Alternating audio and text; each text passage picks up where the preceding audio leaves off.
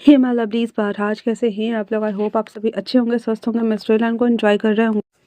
जो कोई भी मेरे चैनल पे न्यू आ रहा है, प्लीज़ मेरे चैनल को लाइक शेयर सब्सक्राइब करना मत भूलिएगा। और अगर आप लोग को मेरे स्टोरी लाइन उसके प्लॉट पसंद आ रहे हैं तो प्लीज़ मुझे कमेंट्स करके अप्रिशिएट करना भी मत भूलिएगा। जैसा भी लगे आप लोग को मुझे ज़रूर बताइएगा। देन चलिए हम स्टार्ट करते हैं इस नए वन शॉट को, जो कि मोंक असैसिन्स या मोंक हस्बैंड्स। एक्चुअली में मैंने नाम डिसाइड नहीं किया है। और अ, मैं 2-3 नाम सोचा है, फिर मैं ल रख दूँगी जो भी हो। हमेशा की तरह एक प्योर ये तो कुछ ज़्यादा ही प्योर होने वाला है, ठीक है?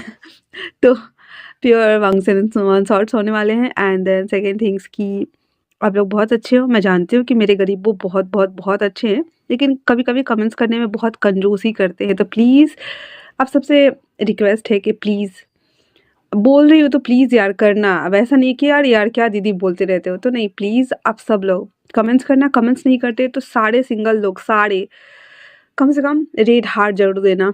और मैं प्लीज़ रिक्वेस्ट कर रही हूँ, क्योंकि मैंने पिछले टाइम भी 15 दिन मैंने गैप मारा था। तबीयत जब मेरी बिगड़ गई थी, तुम लोगों ने ही बोला था ना, दीदी स्टोरी मत डालो, तबीयत का ध्यान रखो। तो मैंने आपकी बात सुनी थी, तो मेरी भी बात सुन लो प्लीज़। फिलहाल से और लाइक जितना हो सके उतना करो और कमेंट्स भी करो यार कुछ नहीं लिख सकते तो प्लीज़ रेड हार्ट ही कम से कम मुझे दे दो, जो कि मुझे पसंद है। तो प्लीज़ मैं अब थोड़ा प्रेशर दे के बोल रही हूँ तो समझना बात को, वरना नहीं करोगे तो कोई बात नहीं है। फिर नेक्स्ट टाइम से मैं भी बता दूँगी तुम लोगों को, क्या ही कर सकती हूँ मैं, ठीक है? तो चलो हम इस वन शॉट को जो थोड़ा-सा ट्विस्ट एंड टर्न के साथ में होने वाला है, ओके? बीच-बीच में से 3-4 सीन काट के फिर बाद में मैं इसे जोड़ने वाली हूँ, ओके? तो पूरी स्टोरी बेतरतीब तरीके से ध्यान बनाकर सुनना। जब वो हम किस करते हैं ना हाँ वाला, तो हमारा दिमाग उसी पे जाकर अटक जाता है, यार कैसे किस कर रहा है, आई वांट दिस। इसी तरीके से इस स्टोरी को मैं काटने वाली हूँ, तो ध्यान से सुनना, ठीक है ना?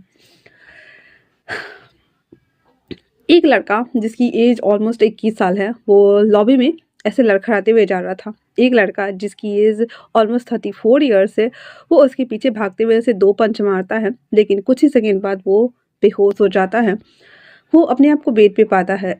उसके ऊपर 3-4 लड़के थे जो कि उसके बॉडी को टच कर रहे थे, लेकिन वो उसे धक्का देता है एंड देन बाहर जाने की कोशिश करता है। बहुत सारे लोगों की शोरगुल आवाज़ें सुनाई दे रही थी।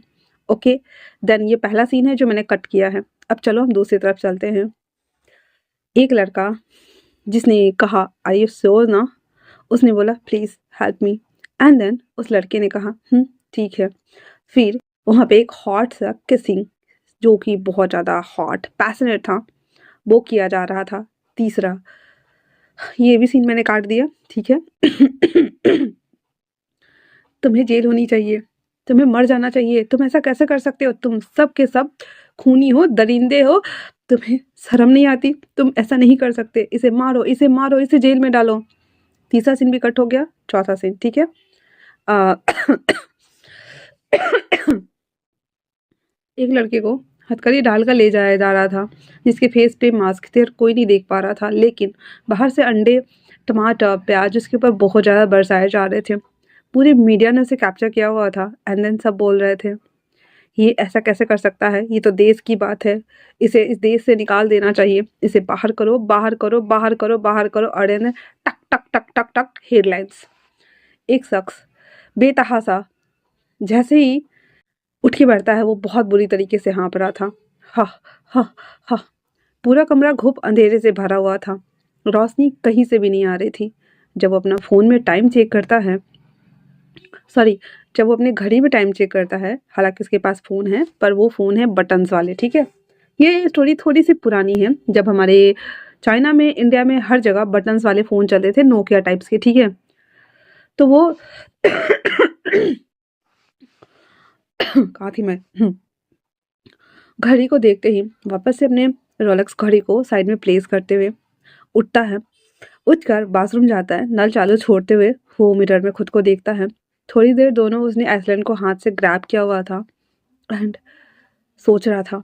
उसके दिमाग में कुछ फ्लैशेस आ रहे थे, लॉबी, लाइट्स हिलती हुई, रूम, कमरा, शर्ट्स का फेंकना, बहुत सारी चीज़ें। एंड देन वो अपने मुंह पे पानी उड़ेलना स्टार्ट कर देता है।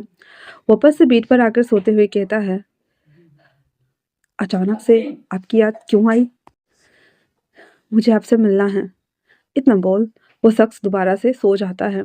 अगली सुबह वो शख्स पुलिस के सामने में खड़ा था, जहाँ पे एक शख्स उसके सामने चिल्लाते हुए कहता है, क्या करते हो लानवांग जी? एंड नन अदर देन ये हमारा फर्स्ट में लीड कैरेक्टर है। ओके, लानवांग जिया, तुमसे एक के संभला नहीं जा रहा है। हम आज से ठीक 4 साल पहले वाला केस भी डिसमिस हो गया था और अभी तक उसका मेन कल्प्रिट पकड़ा नहीं गया है। और उसके बाद ये देखो, अब हम मिस्टर सन वेलनांग को क्या जवाब देंगे? वांग जी अपने मुंह पे आए हुए फाइल्स को टर्न करते ही कैच कर चुका था। उस फाइल के अंदर के जो पेपर्स थे जो कि उड़ गए थे, हिल-डुल गए थे, उसे वो ठीक कर रहा था। जहाँ पे सामने वाला शख्स चिल्लाते हुए कहता, लान वांग जी कुछ पूछ रहा हूँ मैं। हाँ, तुम मुझे जवाब क्यों नहीं दे रहे हो? लान वांग जी कहता है, क्या करूँ मैं? हाँ, क्या करूँ मैं अंकल? सामने वाला शख्स कहता है, डोंट कॉल मी अंकल, मैं तुम्हारा सीनियर है वहाँ पे। सीचन इसे कुछ समझाओ। सीचन कहता है, जी सर। वांग जी अपनी गगो को देखते हुए कहता है, आप तो रहने ही दीजिए, क्योंकि आपकी तो पुरानी आदत हो गई है, जब केस में काम ना आए ना तो बेगुनाह के ऊपर सारा केस मर दीजिए एंड देन गायब हो जाइए, ऐसे जैसे कि कभी कुछ हुआ ही ना हो। इतना बोल वांग जी उस फाइल को लेकर बाहर आकर पटक देता है।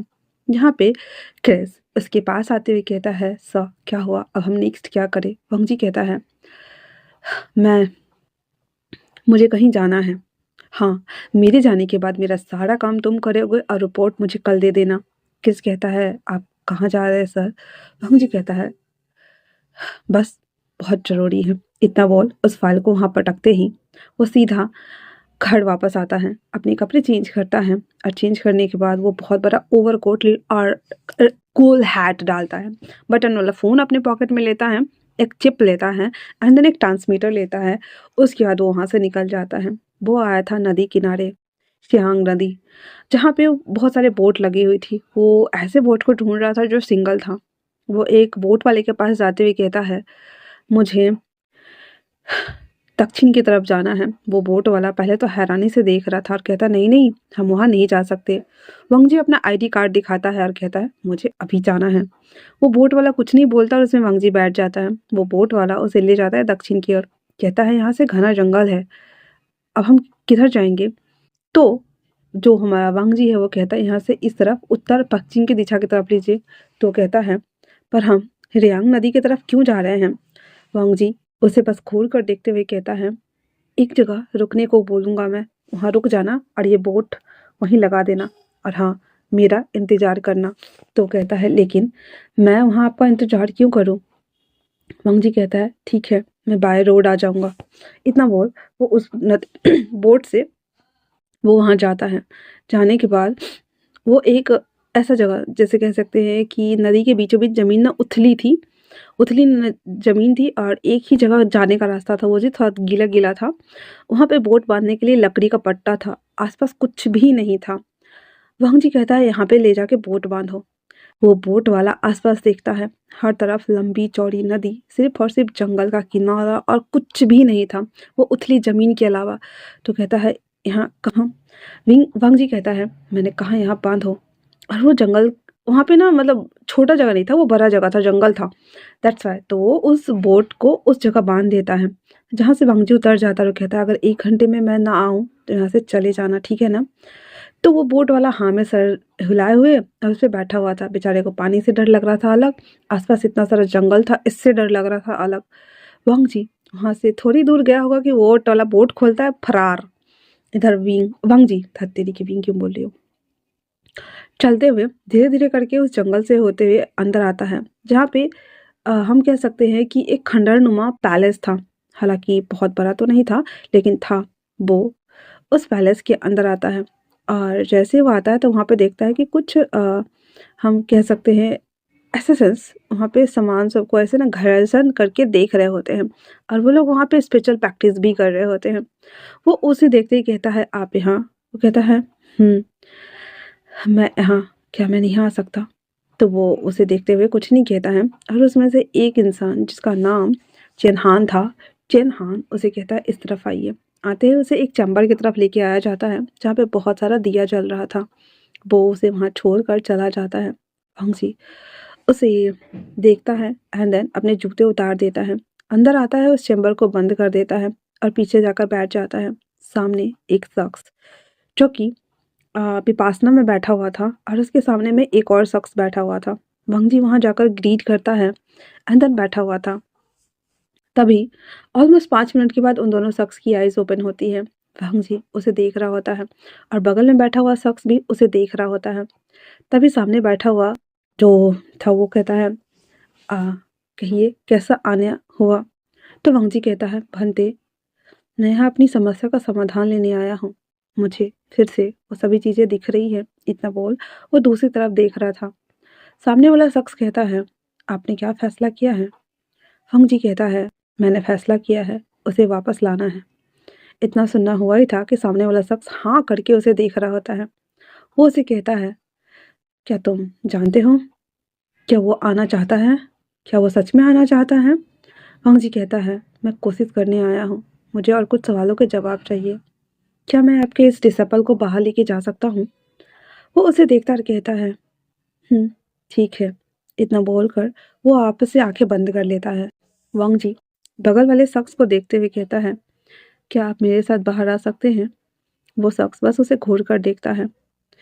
वो जैसे ही बाहर कदम रखता है, सारे लोग जो थे वो उन दोनों को देख रहे होते हैं, जहाँ पे वो उसे साइड होने का इशारा करता है और उसे अपने कक्ष में लेकर आता है। भंग आते उस कक्ष को बंद कर देता है, जहाँ पे वो शख्स जिसने लॉन्ग हार्मफुल वेयर किया हुआ था, उसके सर पे बाल बिल्कुल भी नहीं थे। गले में ब्लैक रुद्राक्ष टाइप्स का माला था, जो कि कमल गट्टे का माला था। हाथ में ब्लैक बीट्स था, जो कि वो एक एक करके ऐसे रोल्स कर रहा होता है। भंग जी धीरे से आवाज लगाते हुए कहता है, बीवोशियान। वो शख्स बिना देखे हुए कहता है, मैं बीवोशियान नहीं हूँ, मैं एक बौद्ध दसापल हूँ। क्या काम है वांग जी? वांग जी कहता है, क्या तुम्हें याद है वो रात? विभूषण बिना उसे देखे हुए कहता है, तुम्हें शोभा नहीं देता ये सारी बातें करने का। वांग जी पीछे से आकर उसे खस के हक कर लेता है। एक हवा का विंड चाइम्स, जैसे मानो उसके दोनों बदन को छूकर गुजर गया हो। वांग जी उसे कहता है, कल रात को तुम्हारा सपना आया, आखिरकार क्यों? वे अपनी आइज क्लोज करते हुए कहता है, मुझे नहीं पता। वांग जी कहता है, मैं जानता हूँ, जब भी तुम्हारा सपना आता है, इसके पीछे कोई ना कोई वजह तो जरूर होती है। क्या इस बार फिर से कुछ होने वाला है?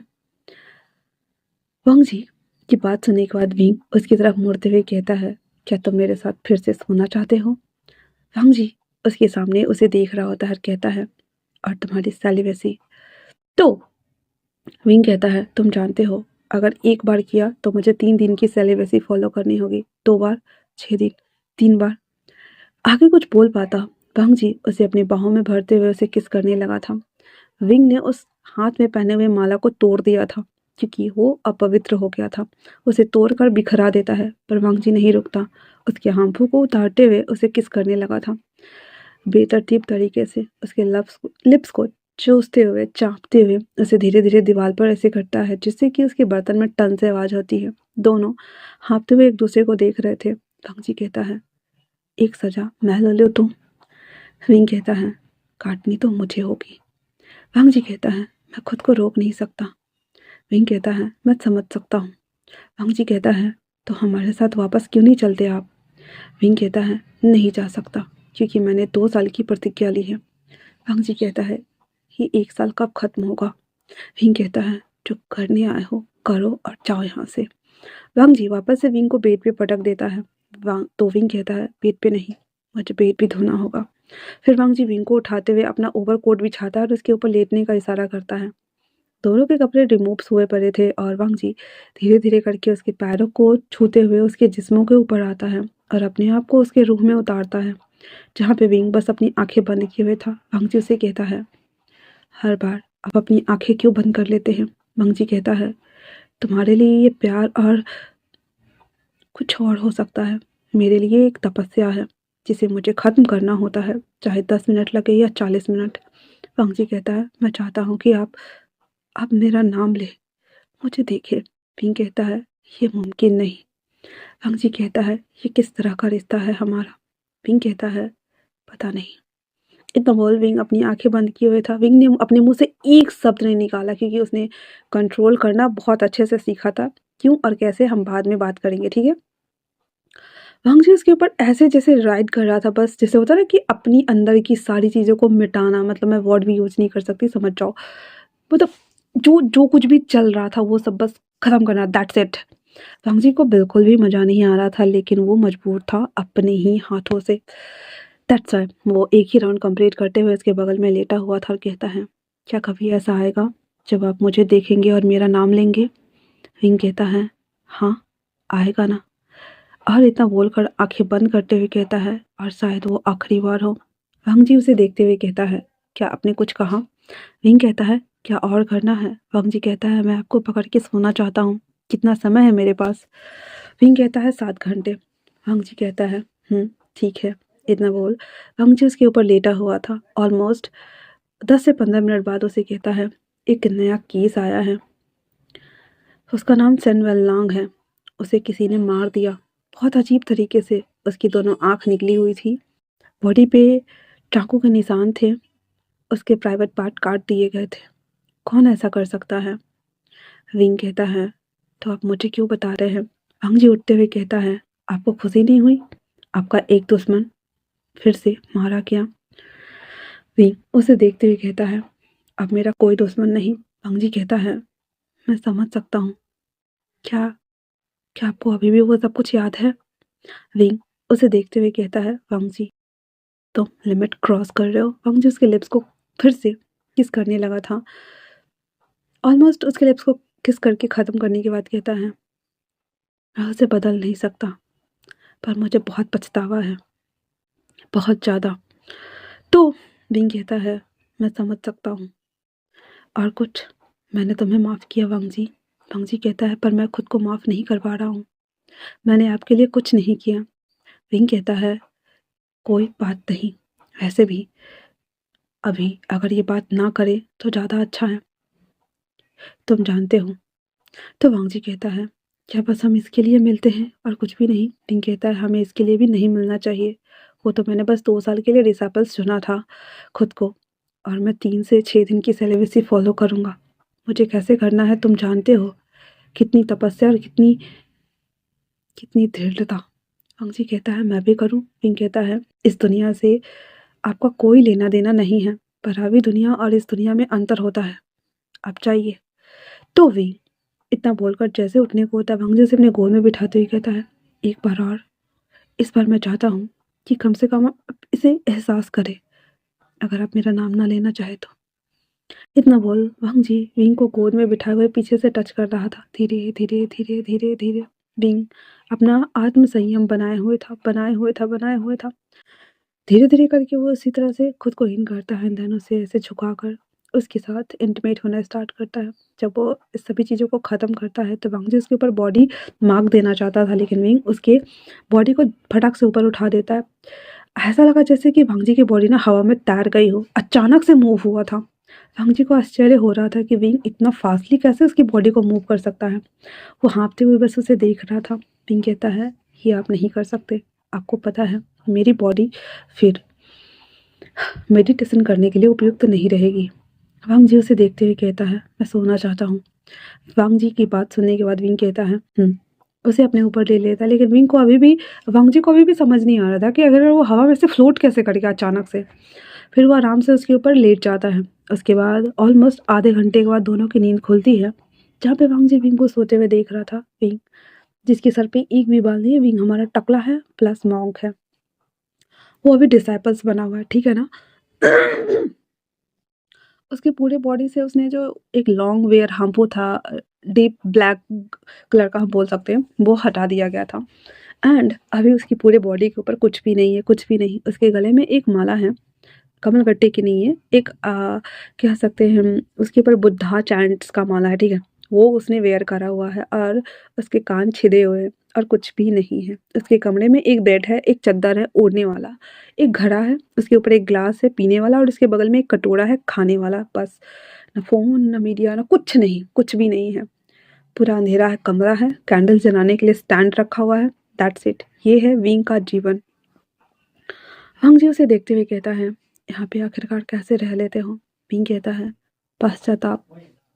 जिंदगी में अगर आपने कुछ ना किया हो तो आप अपनी नज़रें मिला सकते हैं, बट अगर कुछ किया हो तब भी आप अपने से आपसे नज़रें मिला सकते हो, क्योंकि आपको पता होता है कि आपने गलत किया है। बट अगर ना करते हुए भी अगर आपने कुछ किया हो, ना समझते हुए भी अगर बहुत लोग समझने लगे, तो फिर आप अपने आप से, अपनी परछाई से भी नज़रें नहीं मिला सकते हैं।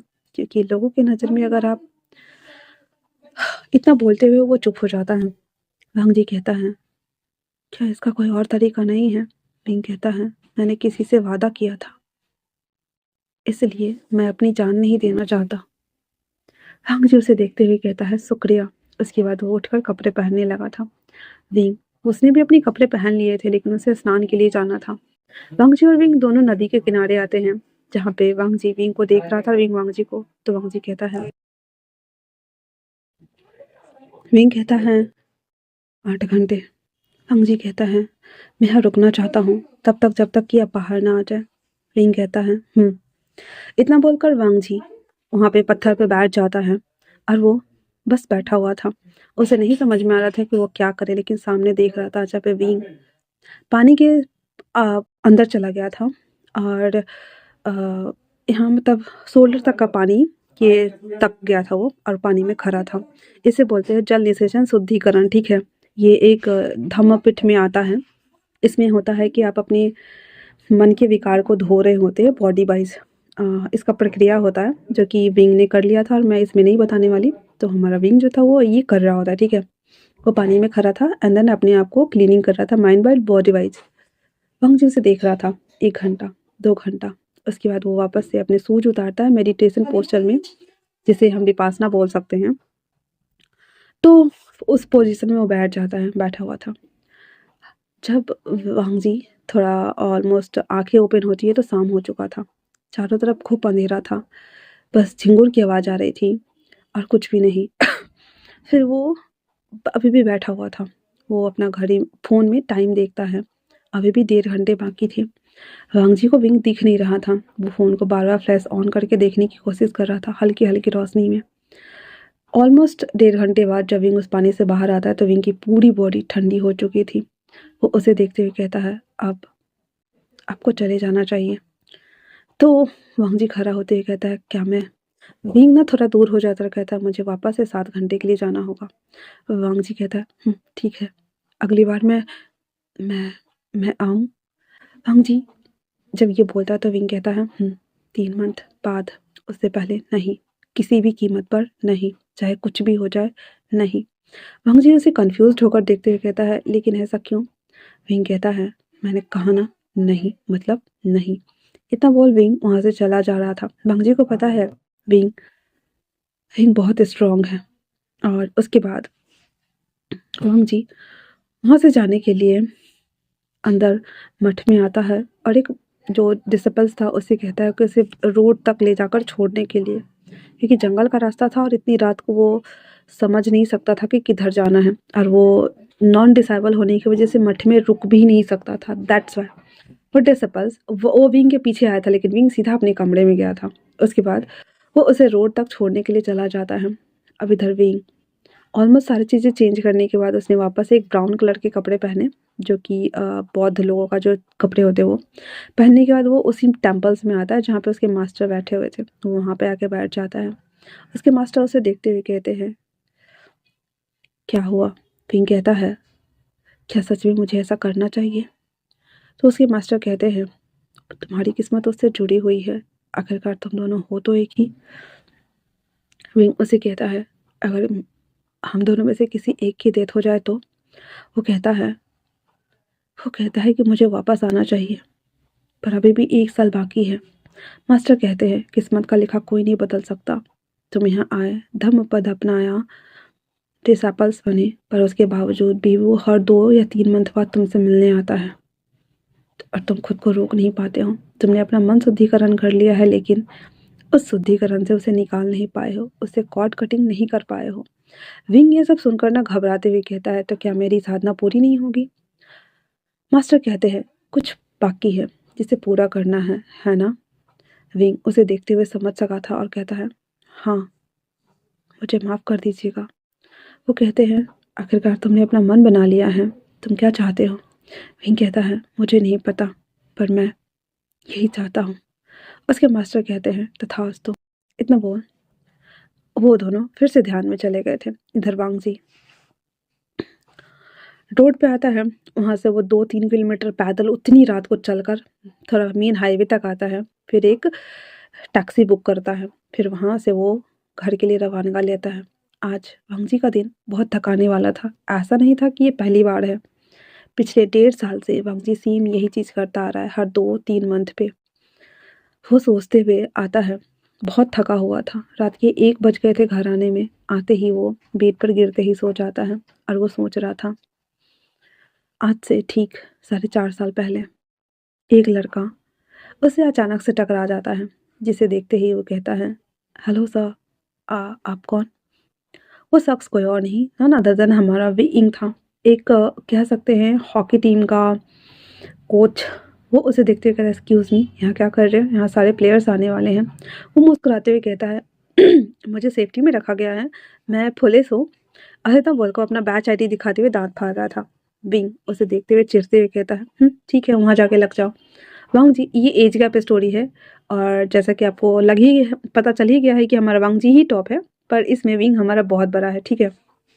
वांग जी 23 साल का है और जो हमारा विंग है वो उस समय 32 साल का है, ठीक है। तो हम पास्ट आए, पीछे आए हैं। तो जो हमारा वांग जी था वो कहता है, मैं ट्रेनिंग पीरियड में हूँ, मैं बहुत जल्द पुलिस बन जाऊँगा। तो कहता है, ठीक है, वहाँ जाके लग जाओ। तो कहता है, आप मुझसे बात करना चाहेंगे? विंग कहता है, मैं कोच हूँ, मैं कोई प्लेयर नहीं हूँ। हॉकी टीम के प्लेयर सारे जाने वाले हैं। ऐसे तुम अपनी जगह पे जाओ। इतना बोल जो हमारा विंग था वो जाकर वापस से ऐसे जो खड़ा रहने की जगह होती है ना, जहाँ पे सारे प्लेयर्स वगैरह स्टाफ वगैरह खड़े होते हैं, वहाँ पे। पर वांग जी ना बार बार ना ऐसे ना कॉफी सिप करते हुए गुलगुल गुलगुल करते हुए इसको देख रहा होता है। विंग ना इरिटेट होते हुए कहता है, ये लड़का ना इसे समझ में नहीं आ रहा है कि मैं इसके बड़ा हूँ। तभी पीछे से एक कॉफ़ी उसी तरफ बढ़ाते हुए कहता है, गगो गगा, ये कॉफ़ी आपके लिए है। विंग चिढ़ते हुए कहता है, हे, तुम वहाँ जाके खड़ा हो जाओ चुपचाप से, अभी के अभी। वांग जी कहता है, एक बात बोलूँ? तो कहता, कहता, आप बहुत इंटरेस्टेड हो, साथ में आपका बैग। इतना बोलकर वहाँ से भाग जाता है। विंग ना उस कॉफ़ी को लेकर के वांग जी को जाकर देखता है, जहाँ पे वांग जी अपनी जगह पे चला आया था। आँख मारते हुए से वापस से कॉफ़ी के ऐसे पाइप होते हैं ना, वो लगे हुए स्ट्रॉ, उसको ना ऐसे चबा रहा होता है। विंग उसे दिखाने के लिए उस डब्बे को लेता है, डस्टबिन में डालते हुए ऐसे कंधा उचकाते हुए, और उसे बोलता है, लो तुम्हारे कॉफ़ी तो गई पानी में। होता है ना, गई भैंसिया पानी में, तो कॉफ़ी गई तुम्हारे डब्बे में। विंग आते हुए उसे कहता है, काका, ये मैंने आपको दिया था, आपको समझ में नहीं आ रहा है कि मैं आपको हिट करने की कोशिश कर रहा हूँ? विंग बोला, हे यू लिटिल डेविल, मैं तुम्हें हिट करने वाला लग रहा हूँ? मेरी एज 32 है, 32 साल है, मैं तुमसे बड़ा हूँ। वांग जी कहता है, सो व्हाट, मैं क्या करूँ? अब बड़े हो या छोटे हो क्या फ़र्क पड़ता है, रहना तो मेरे नीचे ही है। विंग भी लाइक, हाँ, क्या बकवास कर रहे हैं, हाँ क्या बोला तुमने? वांग जी कहता है, नथिंग, मैं अपनी जगह पे जा रहा हूँ। इतना बोलते हुए दांत फाड़ते हुए फिर से चला जाता है। विंग भी लाइक सदमे में चला गया था, कहता है, इस लिटिल डेविल बीस्ट को तो मैं दांत पीसते हुए वहाँ खड़ा था। लेकिन अब होता नहीं यार, कोई बोल देता है कि मैं तुम्हें लाइक करता हूँ, तो साला दिमाग में खिचड़ी पकनी स्टार्ट हो जाती है। ऐसा नहीं है, मतलब अट्रैक्शन वाला जब फीलिंग आता है तभी आती है, वरना कोई और बोले तो सीधा बोलते हैं, यार चलते बनो ना, क्या ही बकवास कर रहे हो। यू वाली फीलिंग आती है, ठीक है। पर यहाँ पे विंग को ना यू वाली नहीं, ई वाली फीलिंग आ रही थी, और वो इरिटेट होते हुए बार बार मंगजी को देख रहा था, जहाँ पे मंगजी दांत फाड़ते हुए से देख रहा था पागलों की तरह। विंग कहता है, इस लिटिल डेविल बीस्ट का क्या ही करूँ मैं। तभी सारे प्लेयर्स जितने भी थे वो सब लोग अंदर जाने लगते हैं। इस हॉकी टीम को स्पॉन्सर्स कर रही थी वेंस कंपनी। इसका जो मेन हम बोल सकते हैं मालिक, इस टीम का जो पूरा हो एक ओनरशिप होता है ना, वो था सेनवेल लांग। सेनवेल लांग आते ही विंग के शोल्डर्स को ग्रैब करते हुए कहता है, हे, तो हमारी टीम आज अच्छा परफॉर्म करने वाली है। विंग उसे देखते हुए कहता है, जी सर। विंग ने अपने दोनों हाथ आगे किए और बहुत ही पोलाइट वे में उसे ग्रीट किया। सेनवेल लांग कहता है, कम ऑन, मेरे साथ इतना फॉर्मल बिहेव मत करो। इतना बोलकर जैसे उसे टच करने को होता है, विंग थोड़ा सा पीछे खसक गया था। लेकिन हमारी लिटिल डेविल बीस्ट हमारे लान वांगजियो को गुस्सा बहुत ज़्यादा आ रहा था। वांगजी दांत पीसते हुए ना बस उसे घूर घूर कर देख रहा था, घूर घूर कर। और वो वापस से देखता है कि जो सेनवेल लांग है बार बार उसके शोल्डर को टच करते हुए हा कर रहा है। 5 मिनट तक तो हमारे वांगजी ने बहुत देखा, बहुत बर्दाश्त किया। उसके बाद ना, हम नहीं बर्दाश्त कर, तो हिम्मत कैसे बोलो। आते हुए कहता है, सर, एक्सक्यूज मी काका, मुझे आपसे कुछ बात करनी है। सेनवेल लांग कहता है, ये कौन है? तो विंग कहता है, वो सिक्योरिटी तो वांग जी कहता है एक्चुअली में मुझे ये पूछना था कि फिर उसके कान में कहता है आप इससे दूर रहो, मुझे बिल्कुल पसंद नहीं आ रहा ये। विंग ना आंखें बड़ी हो गई थी, उसको आईब्रो राइज करते हुए ना वांग जी को धक्का देता है हल्का सा और कहता है अपनी जगह पे जाओ। वांग जी कहता है अगर आप नहीं माने तो मैं इसके सामने, फिर वो वापस से अपनी जगह पे चला जाता है। लेकिन जो हमारा सिनेमा लंग था कहता खैर छोड़ो। अरे वाह वांगजी था वो दांत पीसते हुए फिर से उसको देख रहा था। ओवर पॉजिटिव हुए जा रहा था, ओवर पॉजिटिव। पर सनवेल लंग और विंग को फिलहाल से वो कुछ नहीं कर सकता था क्योंकि हमारा जो वांगजी है वो किसी भी पोस्ट पे आया ही नहीं। वो बस ट्रेनिंग पीरियड में है और उसको यहाँ पे भेजा गया है कि कैसे ये सिक्योरिटी दी जाती है, ली जाती है या क्या वॉट एवर जो भी, दैट्स वाई। इससे ज़्यादा कुछ भी नहीं। थोड़ी देर बाद जैसे ही प्लेयर्स आने को होते हैं विंग वहाँ से निकल जाता है और निकलने के बाद वो सबको चीयर्स करने लगा था। मैच स्टार्ट हो गया था और जो जो हमारे विंग के प्लेयर्स थे ना वो सब ने बहुत अच्छा परफॉर्मेंस किया था। जब सबने अच्छा परफॉर्मेंस किया था और सब एक एक करके ऐसे होते ना हाथ को ऐसे हाई फाई करते हुए जीत जाते हैं मैच, जब सब लोग वापस से पवेलियन में आ जाते हैं तो फिर जो विंग था वो सबको अप्रिसिएट करता, उसके बाद सबको अंदर भेज देता। सेनविल विंग के पास आते हुए उससे हैंडशेक करता है, देन वो भी अंदर चला जाता है।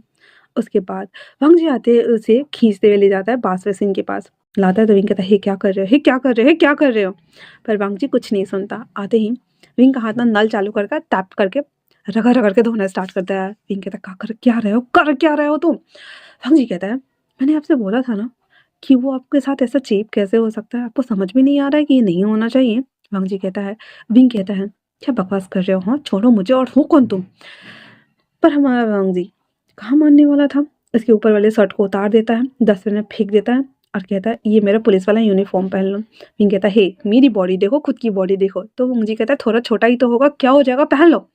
इतना बोलकर उसको घुसा घुसा के पहना देता है। विंग कहता है खुश, वैसे ये सब क्या है। तो वांग जी कहता है इसे उतारना मत, इसे उतारना मत। विंग कहता है अभी आधे घंटे 1 घंटे पहले ही तो हम एक दूसरे से मिले हैं ना। वांग जी कहता है सो व्हाट। तो विंग कहता है मैं तुम्हें जानता हूँ। वांग जी कहता है नहीं बिल्कुल भी नहीं। विंग कहता है तो क्या तुम मुझे जानते हो। वांग जी कहता है नहीं बिल्कुल भी नहीं। तो विंग कहता है फिर तुम मेरे पीछे इस तरह से क्यों पड़े हो। हाँ। वांग जी कहता है क्योंकि आप मुझे पसंद आएगा। और दूसरी बात ये कि मैं आपको हिट करना चाहता हूँ, दैट्स इट। इतना बोलकर वांग जी वहाँ से चला जाता है। जाते जाते बोलता है उसे टच मत करने देना वरना। इतना बोल वांग जी वहाँ से गायब हो गया था, वापस अपनी जगह पे आ गया था। विंग पहले तो उस कपड़े को देखता है जो कि थोड़ा-सा छोटा हो रहा था। हाँ, थोड़ा-सा छोटा हो रहा था, ठीक है। और फिर वो कपड़े देखता है जो कि उसके कपड़े उतार कर डस्टबिन में फेंक दिए थे। उसके बाद वो उसे वांग जी को देखता है एंड देन सर शेक करते हुए हँसने लगा था। लिटरली विंग बहुत क्यूट और प्लस हैंडसम डैशिंग लग रहा था हँसते हुए। उसके बाद वापस से वो पवेलियन में जाता है, फिर सब लोगों के साथ चीयर्स करता है, जहाँ पे सन वलांग से कहता है कि कल हमने सारे प्लेयर्स के जीतने की खुशी में पार्टी थ्रो आउट की है। विंग हाँ में सर हिला देता है। उसके बाद वो सब लोग वहाँ से चले जाते हैं। वांग जी ना बहुत खुश था। घर आता है, घर आते ही कहता है काका काका मैंने ना अपने लिए एक बॉयफ्रेंड ढूंढ लिया है, हालांकि मुझसे वो थोड़ा सा बड़ा है। तो सीजन कहते हैं अच्छा कितने साल का है वो कहता है यही होगा 32-34 साल का या 30 साल का, पता नहीं। तो सीजन कहते हैं हाँ, हर तुम 23 साल के हो वांग जी। वांग जी कहता है हाँ तो क्या हो गया, हाँ तो क्या हुआ, आखिरकार मुझे टॉप ही तो करना है, तो उसमें छोटा होने से क्या फ़ायदा होता है या बड़ा होने से क्या फ़ायदा होता है। तो सीजन भी लाइक वांग जी कहता का दैट्स इट, मैंने उन्हें पसंद कर लिया मतलब कर लिया। तो सीजन कहते ओ अच्छा वो कौन है। तो कहता है अभी आपने वो मुझे ड्यूटी पे भेजा था ना, वो हॉकी जो हो रही थी स्टेडियम में। कहता तब वो जो एक्सट्राइवल्स टीम्स है ना जिसकी ओनरशिप सेन वालांग के हाथ में है। तो कहता हाँ मैं जानता हूँ ना मिस्टर सेन। हाँ तो कहता हाँ तो उसी का कोच। कहता हाँ वांग जी वो कोच है, उसके पास टाइम नहीं रहता तुम्हारे साथ ये सभी फालतू की चीज़ें करने के लिए, और तुम क्या अट्रैक्शन को प्यार का नाम दे रहे हो। तो विंग कहता का सीरियसली मैं उन्हें पसंद करता हूँ और मैं भी तो पुलिस में हूँ, मेरे पास कौन सा टाइम रहने वाला है। हाँ जब टाइम होगा तो हम निकाल लेंगे, चिंता मत कीजिए, बाय बाय। इतना बोलते हुए अपने रूम में चला जाता है। सीजन भी लाइक ये नहीं सुधरेगा। उसके बाद आते कहता मॉम वांग जी को समझाए ना, वो अपने से इतने बड़े इंसान के साथ में डेट कैसे कर सकता है। तो लाइनी कहती है तुम्हारे डैड भी मुझसे काफ़ी बड़े थे, अब हालांकि वो हमारे साथ नहीं है, पर इसका ये मतलब थोड़ी है कि तुम्हारे डैड और हमारी जोड़ी नहीं चली और तुम दोनों कैसे आ गए। प्यार तो बहुत पवित्र होता है और अगर वांगजी को वो पसंद आया है तो ज़रूर उसमें कुछ बात होगी। सीजन भी लाइक हाँ, वो कोच जो है तो वो लैनी कहती है कम से कम तुम्हारे पार्टनर से तो अच्छा है। तुम्हारा पार्टनर तो पूरा दिन तुम्हारे पीछे हाथ धो के पड़ा रहता है क्योंकि जो जियांग चेंग है हमारा वो एक पत्रकार है। अब भाई पुलिस और पत्रकार की कभी बनी है आज तक? ना, पुलिस और लॉयर की भी नहीं बनी है आज तक, तो पुलिस और पत्रकार की कहाँ से बनेगी? ये इसकी खींचते हैं, वो उसकी खींचते हैं। तो ये सुनते ही कहता मॉम आपने मुझे याद किया। सीजन कहता हाँ हाँ, तुम्हें याद तो मॉम ही कर सकती है ना। तभी जांग चंग आते हुए कहता कम ऑन। फिर उसके कान में कहता है रात को तो तुम मुझे अच्छे से याद करते हो। सीजन शर्माते हुए कहता शट अप। फिर वो कहता मॉम आज मुझे जाना होगा जल्दी से, इतना बोलकर और वो बिना नाश्ता किए हुए चला जाता है। अब इधर जो हमारा वांगजी था वो वापस से सीजन के साथ ड्यूटी के लिए निकल जाता है, जहाँ पे प्ले ग्राउंड में हमारा वांगजी नाचते कूदते हुए एक्सरसाइज वगैरह कर रहा था, ये सभी चीज़ें। उसके साथ क्रिस था और भी बहुत सारे लोग थे। बाद में क्रिस और उसके साथ आते हुए सुयंग कहता है ओहो वांगजिया क्या बात है, तुम बहुत खुश लग रहे हो। क्रिस कहता क्या बात है। तो जो हमारा वांगजी था वो कहता है तुम्हें पता है मुझे कोई ना मिला, उसे देखते ही मुझे लगा यार ये इस दुनिया का हो ही नहीं सकता। एक मैनली ऑरा के साथ में इतना ज़्यादा हैंडसम कैसे लग सकता है, खासकर तब जब वो बैक की तरफ से मुड़कर सभी को सीटी बजाकर जाने के लिए बोल रहा था। तो कहता है ओ भाई तुझे ट्रेनर कहाँ से मिल गया? वांगजी कहता है ट्रेनर नहीं यार वो कोच है। वो कहता है खुद तो ट्रेनिंग में है और तुझे कोच की क्या जरूरत पड़ गई? कहता है अरे यार अच्छा है ना, राइड करने में मजा आएगा। तो सोयांग कहता है कौन, वो राइड करने वाला या तू? वांगजी लाइक ऑफकोर्स मैं करने वाला, भाई लैंस पैदा ही होते हैं टॉप करने के लिए, समझ नहीं आ रहा तुम्हें? वो कहता है हाँ हाँ हाँ मैं समझ गया, बट इतना तो बता दो मुझे कि वो है कौन? तो जो वांगजी दांत फाड़ते हुए कहता है अरे वो हॉकी टीम का कोच है भाई, पर मुझे बहुत पसंद है। वो दोनों भी लाइक हाँ, पर बुद्धू वो तुमसे बड़े हैं। तो वांगजी कहता है हाँ तो क्या हो गया, ईज गैप वाली लव स्टोरी। दिल तो बच्चा है जी, इतना बोलकर वो ऐसे पागलों की तरह मुस्कुरा रहा था। सीटी बजती और फिर से सब लोग प्ले ग्राउंड पे चले गए थे। वांगजी का ट्रेनिंग स्टार्ट हो चुका था। इधर रात के टाइम पे विंग नॉर्मल कपड़ा पहना हुआ था, उसने कोई कोट वोट कुछ भी नहीं पहना हुआ था, जैसा कि उसका नॉर्मल कपड़ा रहता है, एक शर्ट जीन्स टी शर्ट और उसके ऊपर से शर्ट, वो बस इतना ही पहन के आता है क्लब में आने के साथ ही वापस से उसे याद आता है कि वांगजी ने कहा था कि उसका वाला जैकेट पहन के रखना, उतारना मत। तो फिर विंग को क्या फुराता है, वो शर्ट उतार के टी शर्ट के ऊपर जैकेट पहन लेता है। जैकेट पहनने के साथ ही वो वापस से वहाँ से निकल जाता है। निकलने के बाद आता है उस जहाँ पार्टी हो रहे थे वहाँ पे जितने भी प्लेयर्स वगैरह थे ना वो सब के सब ना वो उन लोगों के साथ में चीयर्स करता है, फिर बातें करता है। फिर वांगजी ना विंग ड्रिंक्स करना स्टार्ट कर देता है। अब जब वो ड्रिंक्स को ले रहा होता है तो सन वेनलंग उसके पास आते हुए कहता है मिस्टर वेन आपसे मिलना चाहते हैं। तो आता है और उसके पास आके ग्रीट करता है, जहाँ पे मिस्टर वेन रुहान था, वेन शू था, वेन चाओ था और उसके साथ में वेन जूलियो भी था। साथ में ए, एक और लड़की थी, जिसे देखते हुए वो उसके पास आता कहता है हेलो। सब लोग एक दूसरे को देख रहे होते हैं। उसके बाद सिन वेनलांग कहता है तुम जानते हो ये कौन है? तो कहता है तो कहता है ये मिस तियाचिया का है। तो कहता है हाँ ये कौन? तो कहता है ये जापान से आई हैं और ये हमारे टीम को स्पॉन्सर्स करना चाहती हैं, पर शर्त इतना है कि अगले मैच में हमारी टीम को 4 बार हारना होगा। तो विंग कहता है लेकिन क्यों? तो कहता है मिस्टर तियाचिका ना चाहती हैं कि उनकी उनकी तरफ से जो खेले जाने वाला टीम है वो कम से कम सेमीफाइनल राउंड तक जाए, इसी वजह से। तो विंग कहता है लेकिन, तो सिन वेनलंग कहता है वैसे भी हमें स्पॉन्सर्स कर ही रहे हैं और हमारी टीम अगर 3 बार हार जाती है फिर दूसरे के साथ खेलेंगे तो हमारी टीम भी ऐसा होता है ना, एक प्लेयर इधर से खेलते एक प्लेयर इधर से खेलते हैं, तो कम से कम 4th या 5th लेवल तक तो आ ही जाएंगे। तो विंग कहता है पर इससे हमारे लिए कितना थू हो जाएगा ना। तो कहता है क्या ही फ़र्क पड़ता है, ज़रूरी थोड़ी है कि हर बार हमें लोग जीते, अगली बार कोई और जीत जाएगा, है ना? ऐसे ज़्यादा दिमाग मत लगाओ। और हाँ, उन लोगों को बोलना ईजी खेलने के लिए, ज़्यादा आक्रामक अटैक्स नहीं करने के लिए। विंग कहता है लेकिन मैं इसे नहीं मान सकता, आखिरकार टीम खेलती है इसलिए कि वो जीते। सिन वेनलांग कहता है कम ऑन, स्पॉन्सर्स नाम की भी चीज़ होती है, तुम्हें क्या पता इसके पीछे की पब्लिसिटी क्या होती है। अगर हमारे प्लेयर्स कोई भी स्पॉन्सरशिप के टी शर्ट या कुछ भी पहनते हैं तो उससे जुड़े हुए ऑडियंस उन सारी चीज़ों को खरीदते हैं, चाहे वो छोटी से छोटी चीज़ ही क्यों ना हो।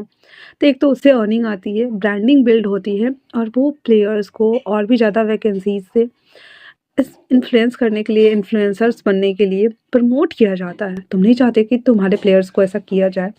विंग कहता है लेकिन इन्फ्लुएंसर बनने के लिए मैं टीम को दांव पे लगा दूं क्या? सिन विलन कहता है wing it's my order. Wing जो कि बस दांत पीसते हुए उस ग्लास को अपने हाथ में रखे हुए था और खुद से कहता है तो क्या ये सब ऐसे ही चलता रहेगा? सिन विलन कहता है ऑफ कोर्स, क्योंकि हमें पैसे चाहिए और पैसा बनाना ही ज़्यादा ज़रूरी है। हार जीत तो लगा ही रहता है। इतना बोलकर मिस तियाचिका से वो हैंडशेक करता है। तियाचिका जो कि एक इविल वाली स्माइल के साथ में उसे देख रही थी और कहती है तो मिस्टर वे आपको क्या चाहिए? कोई बंगला, कोई स्वीट्स या कुछ और? विंग कहता है नो थैंक्स, मुझे कुछ भी नहीं चाहिए। इतना बोल वो बाहर आ जाता है क्योंकि विंग जो हमारा था वो बहुत ज़्यादा ईमानदार इंसान है भाई। ईमानदार प्लस अपने काम में बहुत ज़्यादा उसने अपने प्लेयर्स को एक एक प्लेयर्स को बच्चे की तरह पाला था एंड देन सबको जीतने के लिए अंदर से लेकर बाहर तक मोटिवेट किया था। लेकिन उसे क्या सुनना पड़ रहा है? ईजी पीजी खेलना है एंड देन हार जाना है।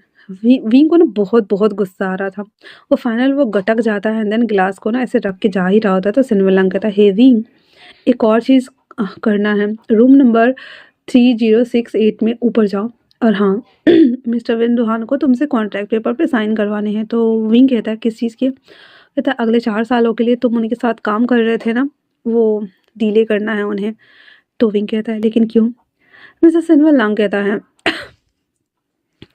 तुम हमारी बात सुन नहीं रहे हो तो हमने सोचा कि हम तुम्हारी जगह पे नया कोच हायर कर दे। विंग कहता है तो मैं कल ऑफिस में? कहता नो अभी, और इट्स माय ऑर्डर। विंग दांत पीसते हुए कहता है ठीक है। विंग को बहुत ज़्यादा स्वेटिंग आ रही थी, बहुत ही ज़्यादा। एंड देन फिर भी वो ऊपर आता है। ऊपर आने के साथ ही वो उसे रूम को नॉक करता है। जैसे वो रूम नॉक करता है उस रूम में था मिस्टर विन रोहान, उसके साथ में वेन माओ, साथ में एक दो और लोग थे जो थोड़े से एजेड लोग थे। 4 से 5 लोग थे जिसकी एज ऑलमोस्ट 50 से 55 साल की होगी, जिसमें से ये दोनों थे। तो विंग जो था ना उसके पास आते हुए ग्रीट करता है, कहता है हेलो सर। तो जो हमारा वेन रोहान था वो कहता है ये सारे के सारे हैं जो तुम्हें तुम्हारी कंपनी को स्पॉन्सरशिप देते हैं और तुम हमारे साथ ही गद्दारी करना चाहते हो। आखिर तुम चाहते क्या हो? तो विंग कहता है मैंने ऐसा क्या किया सर? तो कहते हैं यही कि जब सेनवेल लंग ने तुम्हें कहा कि ये सभी चीज़ें नहीं करने के लिए, लेकिन तुम खुश नहीं लग रहे हो। ऐसा क्यों? ऐसे हम तुम्हें खुश कर सकते हैं। इतना बोल वेन रोहान विंग के पास आते हुए उसके हैंड को टच करने लगा था। तो विंग उसके हैंड को हटाते हुए कहता है ये क्या कर रहे हैं सर? बेन रेहान कहते हैं मैं जानता हूँ तुम मन में इंटरेस्टेड हो ना, उसके बावजूद भी मैंने तुम्हें अपनी टीम का कोच बनाया क्योंकि तुम बहुत अच्छा खेलते हो। सोचो अगर कल के हेडलाइंस में ये खबर आए कि उसका कोच ही अपने स्टूडेंट को हैरेस करता है तो कैसा लगेगा? वैसे भी चाइना में ये तो इलीगल है ना।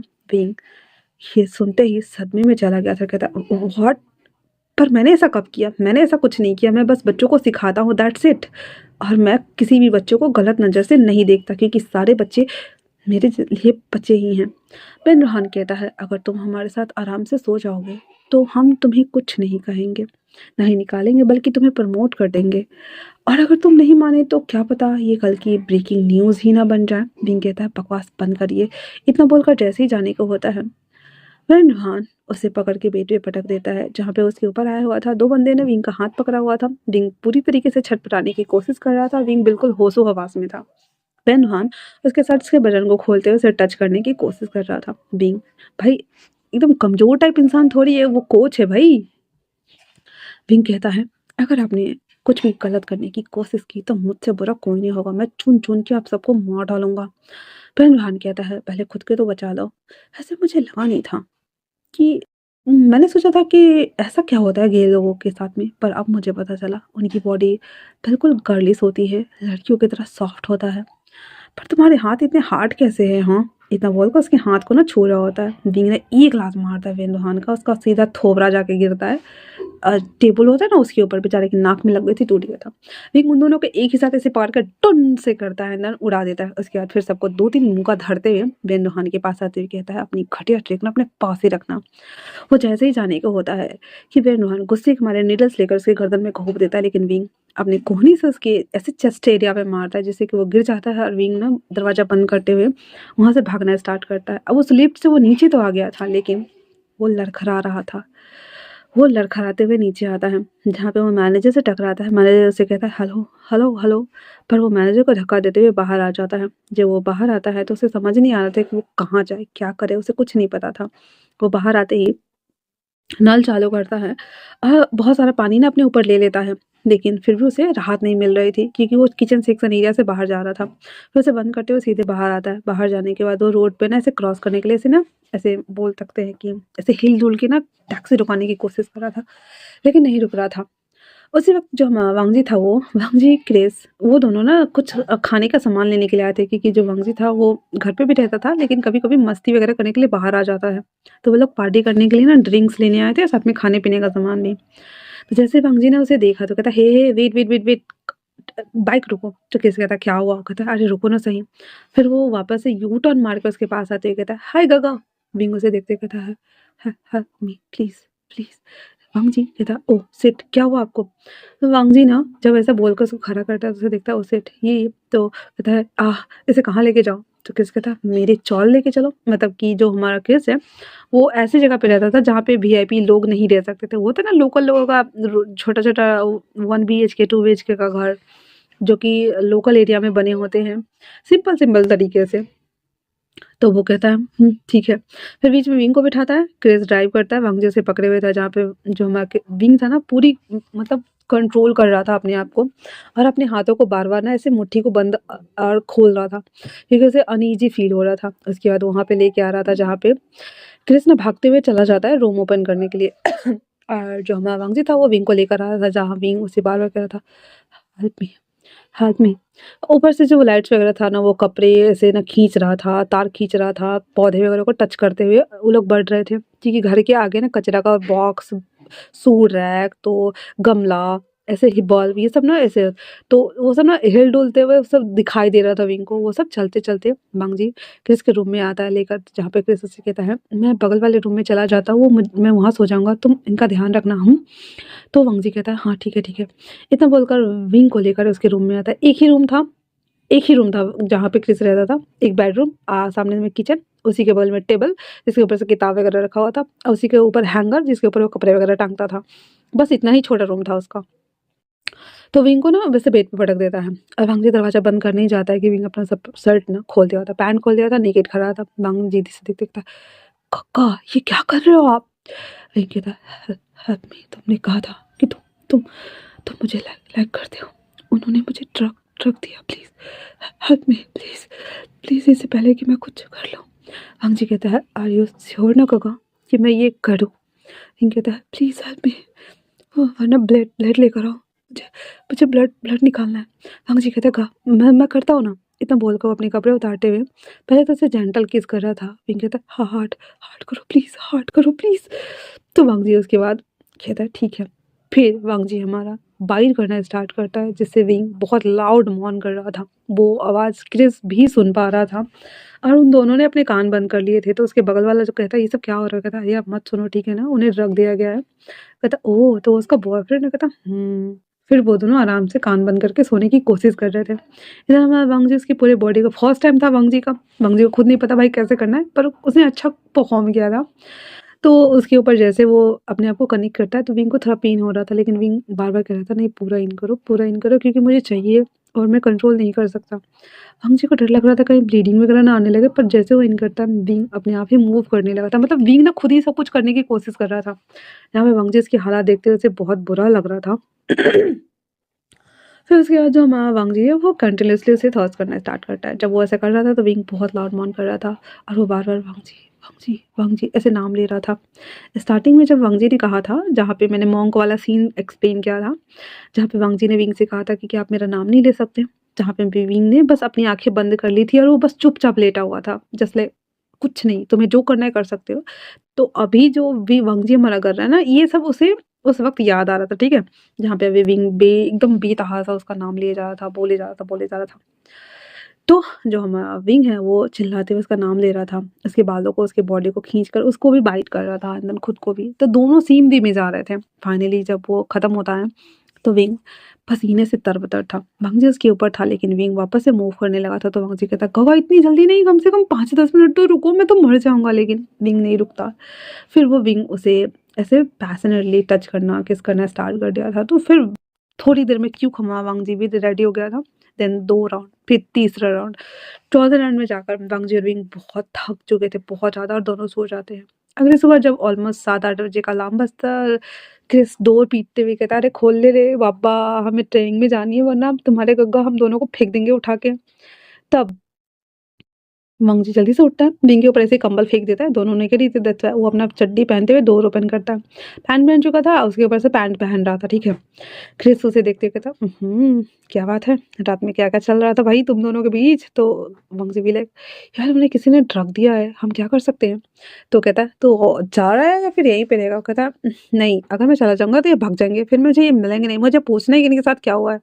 तुम जाओ, अगर अगर पूछे तो कहना वो अपने बॉयफ्रेंड के साथ में है। हालांकि वो मुझे पनिश करेंगे, लेकिन कम करेंगे, ठीक है ना। क्रिस कहता है, हाँ कपड़े तो दे मुझे। फिर वो दोनों जल्दी जल्दी रेडी होता है, मतलब वो रेडी होता है फिर भाग जाता है।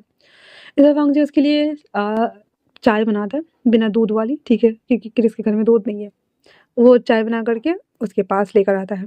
वो विंग को सोता हुआ देख रहा था, जहाँ पे वांगजी धीरे से कहता है, कगा। विंग अपनी आईज ओपन करते हुए उसे देखता है, उठ के बैठते हुए कहता है, फिर वो उठ के बैठता है तो नेकेड था। तो वांगजी कहता है, कोई बात नहीं, कोई बात नहीं, 4 बार तो मैंने ऑलरेडी अच्छे से देखा है। वैसे ये काफ़ी खूबसूरत है। इतना बोलकर उसको छुटकू को देख रहा होता है, जहाँ पे विंग ना अपने ऊपर कंबल हटा देता है, देन खड़ा होकर कपड़े पहनने लगा था। तो वांगजी कहता है, हाँ मुझे पसंद आता है आपका ये बोल्डनेस। हाय, मैं यही तो चाहता था, पर इतनी जल्दी नहीं। मतलब कि मैं खुश हूँ, मतलब कि मैं चाहता था कि ऐसा कुछ हो, लेकिन इतनी जल्दी, मतलब उस दिन आपने मिला, परसों की तरसों हम मिले, एंड देन आज मैं ये सब थिंग्स, यू नो ना, आई एम हैप्पी। बट मैं आम लोगों की तरह सोच रहा था कि क्यों ना हमारा थोड़ा सा टॉस एंड टर्न वाला हो, फिर खिंचातानी हो, फिर लाइक अट्रैक्ट्स वाला गेम खेले, एंड देन ब्रेकअप नहीं, हुकअप पे आए। पर ये तो पहले ही हो गया, ये सभी चीज़ें बाद में होने वाली है क्या। जी कपड़े पहनते हुए विंग शर्ट पहनते हुए कहता है, एक्चुअली मेरे जितने भी इन्वेस्टर्स हैं, जो मेरे कंपनी में पैसा लगाए हुए हैं, वो सब मेरे साथ सोना चाहते थे। वांगजी भी लाइक, हाँ। विंग कहता है, वेंदुहान, वेंसु और उसका भाई विनमाओ, उसके 2 और थे जो कि शेयर होल्डर्स के हैं, वो पांचों मिलकर मेरा गैंग वैंग करने वाले थे। आप बोलो। तो वांगजी फटक से चाय पटकते हुए खड़ा होता है, उसके बॉडी को देखते हुए कहता है, आपको उन्होंने कुछ किया तो नहीं। विंग कहता है, मैं एक कोच हूँ, तुम बोल रहे हो, मैं कोई कमजोर इंसान तो हूँ नहीं। दूसरी बात ये कि मैंने उनका नाक तोड़ दिया, दोनों को कमर तोड़ दी, और लास्ट में मैंने उनके चेस्ट पे मारा है। मे बी शायद वो इंजर्ड होंगे। इसके बाद का सर्कमस्टेंसेस मुझे नहीं पता, इतना सुनना हुआ ही था। तो वांगजी कहता है, पर अगर ऐसा इसलिए तो फिर विंग ना बता देता है। तो वांगजी कहता है, आपने मुझे क्यों बताया। विंग कहता है, तुमने ही तो कहा कि तुम मुझ में इंटरेस्टेड हो, क्या नहीं हो। तो वांगजी कहता है, हाँ ऐसा नहीं है कि नहीं हूँ, पर मैं हूँ, बट लेकिन वो। विंग कहता है, क्या हुआ, मेरी एज बड़ी है इसलिए। छोड़ो, ठीक है, आज के बाद हम नहीं मिलेंगे। इतना बोल विंग जैसे ही जाने को होता है, वांगजी उसके पीछे आते कहता, कका ऐसा मत बोलो, मैंने मैंने ये सोचकर ऐसा नहीं बोला था। हाँ, मैं इन सभी चीज़ों को प्रोसेस करने में थोड़ा सा टाइम ले रहा हूँ, पर इसका मतलब ये नहीं है कि मैं आपको पसंद नहीं करता। विंग कहता है, चल ब्रो, सोच के फिर बता देना। मैं भी चलता हूँ। इतना बोल विंग वहाँ से निकल जाता है। वांगजी ना बस हाथ मलते हुए बेड को देख रहा था, अपने आप को देख रहा था, फिर वो वहाँ से उतरते हुए उसके पीछे भागता है। सीढ़ियाँ थी और विंग भी उतर के जा रहा था सीधी सीधी होकर के। वांगजी भी इसे ना भागता है, रनिंग वे में भागते भागते आते ही उसके हैंड को पकड़ता है, जहाँ पे वांगजी बहुत हाँफ रहा था। विंग उसे देखते हुए कहता, क्या हुआ। तो वांगजी उसके ऊपर सीधे कूद जाता है। विंग उसे कैच कर लेता है और कहता है, क्या हुआ। वांगजी कहता है, मैंने कहा कि मैं आपको पसंद करता हूँ, मतलब पसंद करता हूँ, दैट्स इट। इसमें नहीं सोचने वाली कोई बात नहीं है, और आप मेरे दिमाग को कंफ्यूज मत करो, मैंने इतनी मुश्किल से अपने आप को बनाया है। तो क्या हुआ, आप बड़े हो तो क्या हुआ, मैं छोटा हूँ तो क्या हुआ, मैं बहुत हॉट था ना रात को। विंग उसे देखते हुए कहता है, यू लिटिल बीस्ट, उतरो नीचे से मेरे ऊपर से। तो वांगजी कहता है, सच बताओ मैं अच्छा नहीं किया। विंग कहता है, पहली बार बिल्कुल अच्छा नहीं था, मैं तेजी हो रहा था। वांगजी उसके कान में कहता है, फिर अभी चलो करते हैं। इतना बोल विंग उसे देखता है, देन फिर उसे गोद में लेते हुए ऊपर आता है। थोड़ी देर थक गया था वो, फिर दोनों उतार के लेके आते हैं। भाई अंदर इन करते चाय कौन पी रहा है, बेड तो अलग ही हालत में चली गई थी। फिर वो लोग दोपहर में एक दूसरे को पकड़े हुए थे, तो मुझे कहता है अब क्या करना है? विंग कहता है पता नहीं, पर मुझे जाके देखना होगा, अब मुझे जाना होगा। मुझे कहता ठीक है। फिर वो दोनों अच्छे से रेडी होकर वहाँ से निकल जाते हैं। यहाँ पे विंग जब वापस से अपने रूम आता है, थोड़ी देर में उसके पास एक पार्सल आता है जहाँ पे उसे निकाल दिया गया था as a coach. And then Wing सोचता है कि इसके बारे में वो कल बात करेगा। अब वो बहुत ज़्यादा परेशान तो था ही। उसके बाद वो सो जाता है। अगले दिन सुबह जब विंग जो था वो वापस से वो हम कह सकते हैं कि कंपनी आता है जहाँ पे वो सनवेलांग के पास वो फेंकते हुए कहता है ये सब क्या है? सनवेलांग कहता है कम ऑन विंग, तुम्हें एक होमवर्क दिया था, तुम वो भी खुश नहीं कर पाए, आखिरकार हमारे इन्वेस्टर तुम्हारे साथ। विंग ने उसके मुंह पे पंच धरते हुए कहता है तुम्हें शर्म नहीं आती सनवेलांग? तुम मेरे बॉडी का सौदा करना चाहते हो, क्या लगता है तुम्हें? सनवेलांग अपने मुंह को थोड़ा ठीक करते हुए अपने लिप्स को देखकर कहता है कम ऑन डोर, ब्लड निकाल दिया। वैसे भी बस मैंने उन्हें बताया कि तुम मैन में इंटरेस्टेड हो, दैट्स इट। विंग कहता है सो व्हाट, मैं मैन में इंटरेस्टेड, उसका क्या मतलब? तुम मेरी पर्सनल थिंग को अपने पर्सनल फायदे के लिए यूज करोगे ताकि मैं अपना मुंह बंद कर सकूं, हाँ? तो वो कहता है मिस तियाचिका के लिए तो इतना कर ही सकते थे ना। विंग कहता है मैं ये सब कुछ छोड़ के वैसे भी चला ही जाता अगर नहीं बनता तो, लेकिन ये सब। तो वो कहता है तुमने गड़बड़ कर दी विंग, तुम्हें उन लोगों को मारना नहीं चाहिए था। अब वो लोग जो तुम्हारे साथ करेंगे उसका क्या? और सबसे बड़ी बात ये है कि तुम्हारी वजह से हमारा टीम बर्बाद हो गई, हमारी कंपनी खराब हो गई, हमारा रेपुटेशन खराब हो गया। तो कहता क्या मतलब? मैंने ऐसा कुछ नहीं किया। सिन वेल्लांग कहता है सोचो अगर कल की ब्रेकिंग न्यूज़ में ये आए कि जो टीम का कोच है वो अपने जितने भी प्लेयर्स हैं उन्हें हाई पावर्स के प्रोटीन के साथ में ड्रग्स भी देता है खेलने के लिए, तो कैसा लगेगा?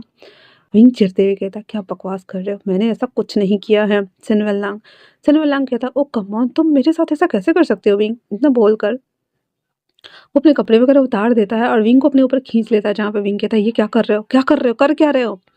सनवेलंग आंख मारते हुए कहता है सॉरी, पर कुछ पाने के लिए कुछ खोना पड़ता है, तुम जानते हो ना। वैसे तुम्हें इतना राजा सत्यवादी हरिश्चंद्र बनने के लिए किसने बोला था?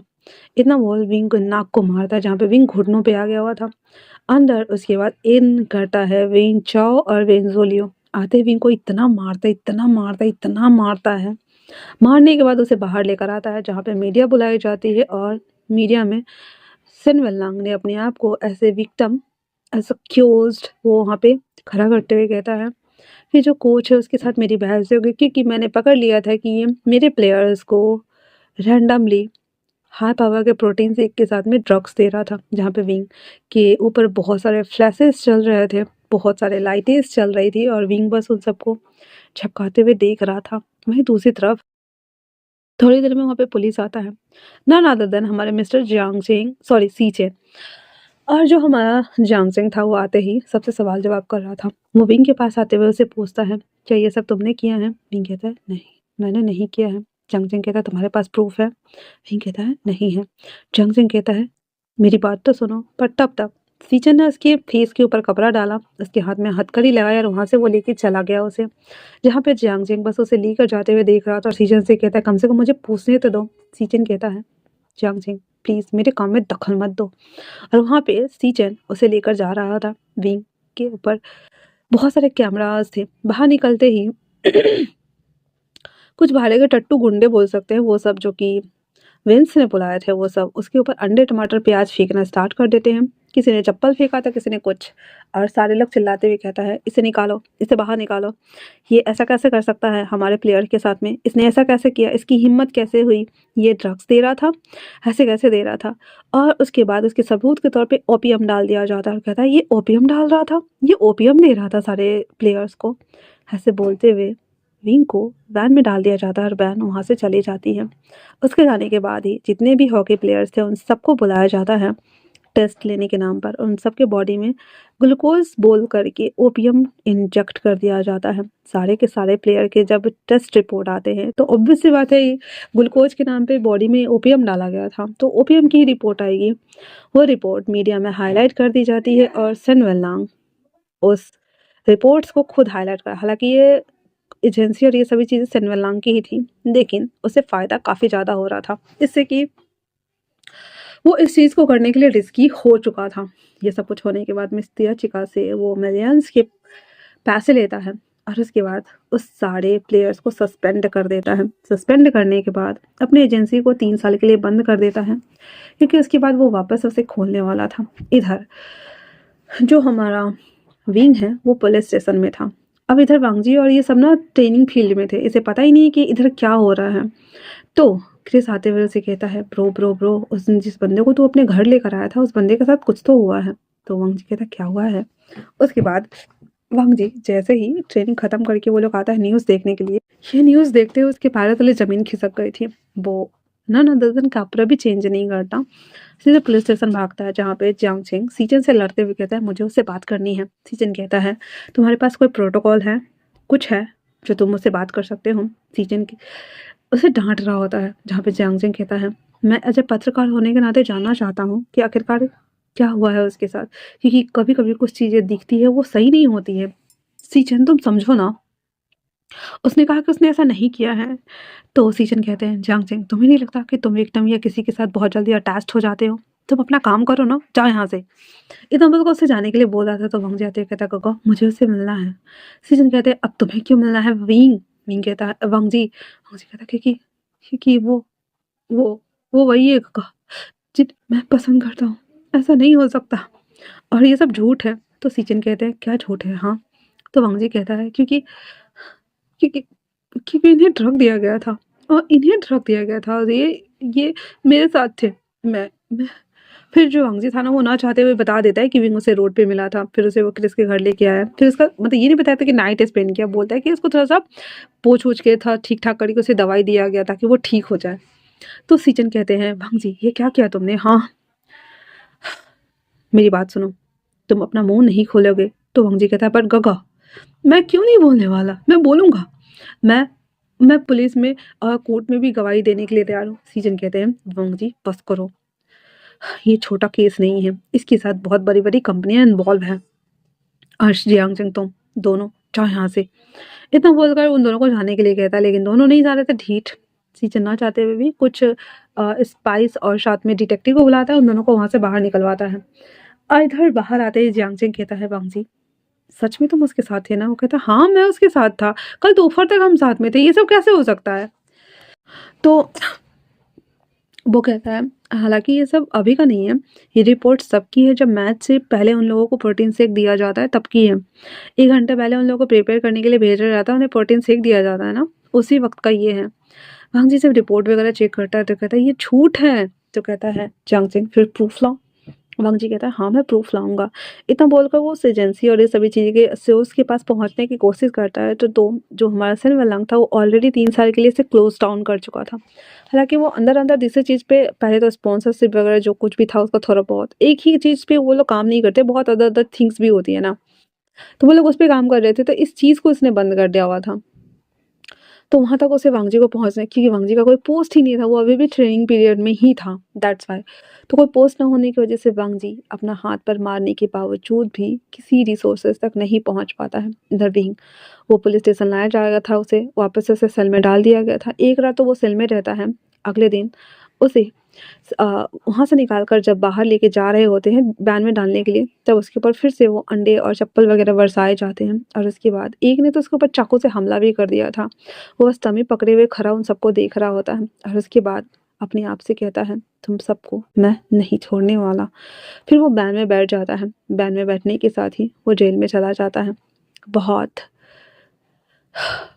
कह सकते हैं कि वो बस अपने आप को इनोसेंट प्रूफ ही नहीं कर पाया था।